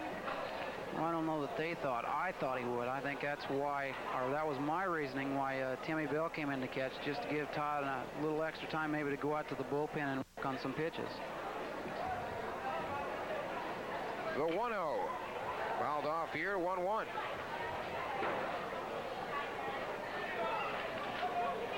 Well, come the end of the season, I imagine they'll talk about this one. As far as thrillers, this is probably one of the best ones we've had. Definitely our first extra inning affair. Down here again, Maurer, a long throw over the head of Sandwell, and on his way to second, Todd Hayes And you have to ask yourself, could that be costly? 1 out away and 1 in scoring position. Oh, each time that we've had an opportunity for a scoring runner to come across the plate, both defenses and both pitchers have pretty much come back and done the job to shut it down. Mater Dei probably had the best opportunity back in the 8th inning when they had Sandwell on third base, 1 out, and tried to execute the suicide squeeze. The batter eventually struck out, took first on a dropped catch, but they caught Sandwell coming in from third, so they got him at the plate. They're going to walk Charles Gilmore on purpose. Not a bad idea. If you're Mater Dei, probably a smart move, just because of the fact he has been the big RBI guy all year long. He's come up with 3 base hits so far this afternoon, 3 RBIs, 1 coming on a single back in the 1st inning and a 2 RBI single back in the 5th. Bill Hammonds, 1st and 2nd now for the Panthers, and on the outside. Nice save again by the catcher, Foles. Sills originally started back there earlier.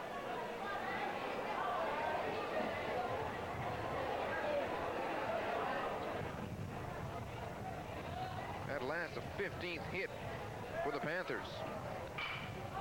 And this one's got a shot, perhaps coming on strong, drops in front of Wilson.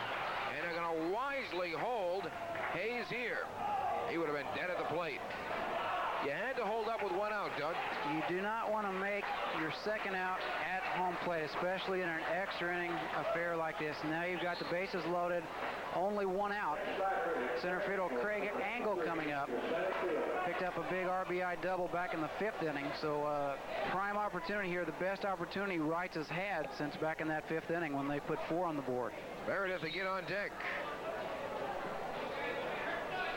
Hayes now 90 feet away. Gilmore at 2nd. Hammonds at 1st. And this one takes off. And it should score 1 at will. Hopper there to Byer. And they're trying to send 2 across. And the Panthers answer with 2 here in the top half of the 11th inning. Big for Angle.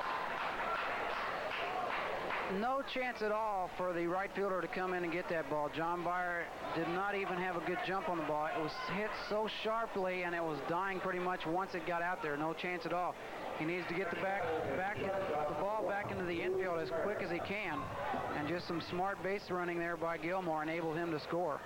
Big hit for Angle. Again, it's Meredith. 2 in. Hayes and Gilmore. And now 9-7 in the 11th. And all the pressure on Mater Dei a little bit later on. Seen it earlier in the game. They were down 7-0. Came back with big 7 runs in that bottom half of the 5th inning, so they know they're capable of doing that. And now we're going to see a pinch runner, I believe, for Hammonds out at 2nd base. Just maybe get a little bit more speed out there with the possibility of producing yet another run here. Give yourself maybe a 3. Granted, at this point, when you're up by 7 and watch that disappear, anything will happen. Mark Zeller, you see him jogging back and forth just to get those legs loose. And he's been on the bench all game, so you're going to be a little bit stiff, especially in the 11th inning. You've been sitting over there for a long time, so you want to make sure that everything is loose as far as your hamstrings and everything. Your legs are in running condition. A base hit, you're going to try to score a run and put another run on this scoreboard. Zeller, just a sophomore, and obviously has the speed. Down at 2nd. And again, Angle at 1st. 1 away in the 11th. And that out of play. It has been that kind of game where a 2-run lead really wouldn't mean much at this point. Not in a game like this, the way everybody has pretty much put the runs on the scoreboard. Mater Dei came back, and then since then, the 5th inning, nothing has been put across. Both teams have had ample opportunities to score. Back in the 10th inning, Meredith led off with a base hit, was eventually caught at 2nd base on a double play, and there we see another possible ending double play. They got it. Again, Ogie Pryor has to sigh in disbelief. More importantly, Reitz picks up 2. And after 10 1/2, they lead it by a score of 9-7. So again, it's the last call for the Mater Dei Wildcats when we come back on TV 52. And now Mater Dei must answer the call with no other extra innings to go. Look at that scoreboard out there. 9, 17, and 3. 7, 7, and 2. And the only other number out there is that 2 in the first inning, which is really the 11th inning. Bottom half of 9-7, the Reitz Panthers. 8, 9, and 1 due up for Mater Dei here in the bottom half of the 11th. Wilson, Maurer, and then to the top of the order, Fisher. Wilson was a late inning replacement back in the 5th inning. Reached on a fielder's choice and then drew a walk back in the 7th inning, grounded out shortstop to first back in the 9th. Wilson, Maurer, Fisher, 8-9-1 scheduled here on the outside corner. And Hart has really settled down. Has done a good job. He struggled when he first came in. 2 runs scored off of him that were really his back in that first inning of his work back in the 5th. And then issued a couple walks again. Got into a little bit of control problem, but really since about the 6th inning has done a good job. Has picked up a total of 7 strikeouts since he's been in there. Make that 8. That one looking. Dwayne Maurer due up. Down to their final 2 outs is Mater Dei. And it is Maurer to bat.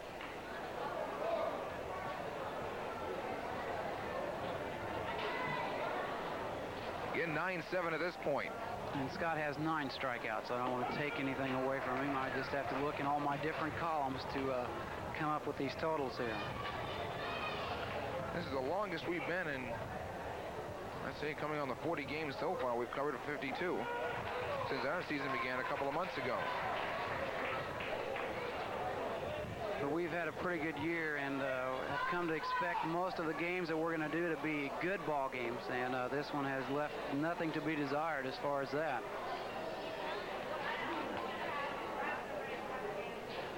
One and 2 here to Maurer.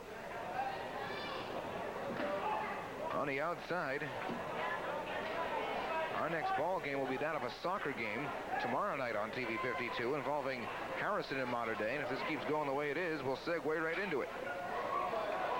Foul territory and a nice grab by Charles Gilmore. And now Mater Dei is down to their last out. I'm sure Reitz kind of expected this victory a long time ago when they put 4 runs in the top of the 5th inning to give them a 7-zip lead. This will bring up Mike Fisher, the second baseman, trying to do a little bit of damage here. 2 are out. Picked up a big base hit back in the 9th inning, but was left stranded at third base. Also reached on a walk back in the 3rd and on an error and scored back in the 5th. On the outside corner for a ball, Niemeyer on deck.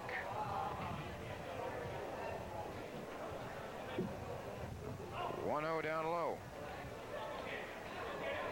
Lots of defensive changes. Pretty much stayed the same the past couple of innings. Thank goodness. And we've seen a couple of changes on the hill also. And Hart, slow to start, is come out here nice. 3-0 though here. And as we said, he had really settled down prior to this at bat right here. Has gone 3-0 to Fisher. Other than his wildness back in the 10th inning, he hit Eric Foles on an 0-1 pitch, which really didn't come back to hurt him. Issued an intentional walk after 3 balls to Todd Niemeyer. So really his only control problem since that time. Tying run here to the plate. 2 away. 4 straight balls from Hart. Maybe some concern. After now on deck. Out by a couple of steps. Something tells you, though, that Fisher probably will not be going here. Probably not. You've got a 2-out situation. You don't want to get caught running and get thrown out for the game-ending out. I think right now Scott is just running out of gas. He's came in the 5th inning, so this is really his 7th inning of work. On the outside corner. Has done a good job since coming in. Starter Roger Getty struggled a little bit with his control. Really fell apart in that 5th inning after Reitz had that 7-0 lead. Pitch here is fouled off. Maybe Hart can end it on a strikeout. Now Mater Dei down to their last strike. Down 1 point, 7-0 after a humongous 5th. All 7 coming in that 5th. And in a game like this, it's really a shame that somebody has to lose just because both teams have played so good and each has had their downfalls. Mater Dei giving up 7 runs early, and then Reitz allowing them to come back and tie the ball game in the 5th inning. Both have played so well since that time that it's really too bad that somebody, you know, really has to lose. And I'm sure Mater Dei will take this with everything else in stride. They were down 7-0. They made a good job as far as coming back. And Reitz was up 7-0. Eventually, hopefully, they can come out with this win as far as they're concerned. 2-2. And hard again, and that is foul on the first base side, and I don't think Niemeyer really wanted to swing at that one. He was kind of in between the swing and taking the ball. The pitch was on the inside half of the plate, kind of up around the letter area, and he had started his swing, really couldn't pull the bat back in time to get out of the way of it, and just kind of pushed it foul. So again, it's 2-2. This is the equivalent of 3 overtimes in basketball. It was supposed to go 7. Bottom half of the 11th. 2-2 pitch. And again, it's up the middle. Can end it. Meredith, all he has to do is tag it, and that's your ball game. And quite a ball game it was. Right, up at 1 point, 7-0, tied at 7 in the 5th. All the way to the 11th. And it ends like that, Doug Emig. Definitely our longest ball game of the year. We're going on just about 3.5 hours. A good job by both ball clubs. We talked about it earlier. Reitz got to the big 7-0 lead. Mater Dei kind of got things together. The defense let Reitz down in that bottom half of the 5th inning. They eventually sent 13 players to the plate, scored 7 runs to tie it up, and then the pitching and defense took over, putting goose eggs on the board until this top half of the 11th. We'll wrap it up quickly. But SIAC baseball continues after this. And the final score in favor of Reitz, 9-7. Pretty much 2 ball games there. Reitz with the big 7-0 lead. Then Mater Dei comes back in the bottom half of the 5th, sends 13 players to bat, scores 7 runs, ties it up, and then the pitching and defense take over. Reitz eventually scores 2 in the top half of the 11th, eventually winner. Kind of got on Scott Hart for a while, but a nice way to finish it. He came back, pitched a lot of pitches. He came in the 5th, really pitched 7 innings coming into the 11th inning here. So struggled a little bit early, had some wildness as far as walks, gave up some base hits, but nothing really Mater Dei could do as far as producing any runs. Good job defensively for both teams. Just a matter of time before somebody did win it, and Reitz came out with a victory. 9-7 Reitz over Mater Dei in 11 innings. It was, well, something to see. For Doug Emig, I'm Darren Smith from Boston.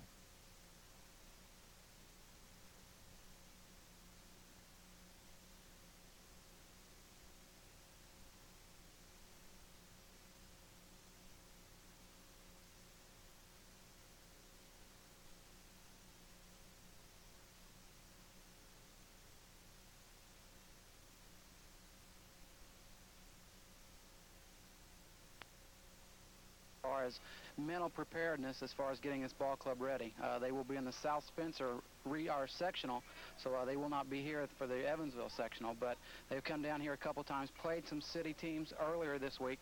Also last week had a little bit of trouble with a couple, but have a pretty good ball club put together 1 through 9. On the hill, it is Scott Hart for the Reitz Panthers. We've seen him a couple of times. Well, we've seen Scott in both the starting role and also the relieving role. He came in that 11-inning affair last week, ended up picking up the win. He pretty much pitched almost 7 innings of that game, but does a good job, especially if he's on with his control. He issued some walks earlier this year and got him into trouble, but usually most of the time he's going to be right around the plate. Earlier we talked to Reitz's first baseman, Charles Gilmore, early before tonight's broadcast. Charles batting in a comfortable position in the lineup in the top 4. Team not doing too bad, and down the stretch half, how does Charles Gilmore feel? We're doing all right. We're getting the bats going now, and the pitching will come in. And I think we got a pretty good shot at the sectionals. Got the first round bye, so we only have to play 2 games, and that doesn't strain our pitching any, so could be anybody's game, but I think we got an upper hand on them now. Defensively, how do you think the team is playing? You see a lot from first base. They're doing all right. Here lately, they've been making a few bad plays that's cost us a few games from short and third. I think they'll come around. They'll come around during sectionals and give us a good ball game. Team hitting, your hitting, happy with it so far? Yeah, I'm very pleased with my hitting. Teams hit some slumps every once in a while, but we've always bounced back right after that, so I'm pretty happy with the team's hitting so far. You guys in contention. Today we go outside, well, the sectional SIAC team in Castle. What do we know about them? They got Julian real good pitcher when he's on the mound. I haven't seen him play without him on the mound, so I really don't know what to expect yet. Going down the stretch half of the season and into the section now, we talked a little bit about it. Who will give you the most problem? Forsey definitely did during the regular season. He ate us up. Other than that, we can hit almost anybody that they've thrown at us so far. Charles, best of luck on this afternoon. Thank you.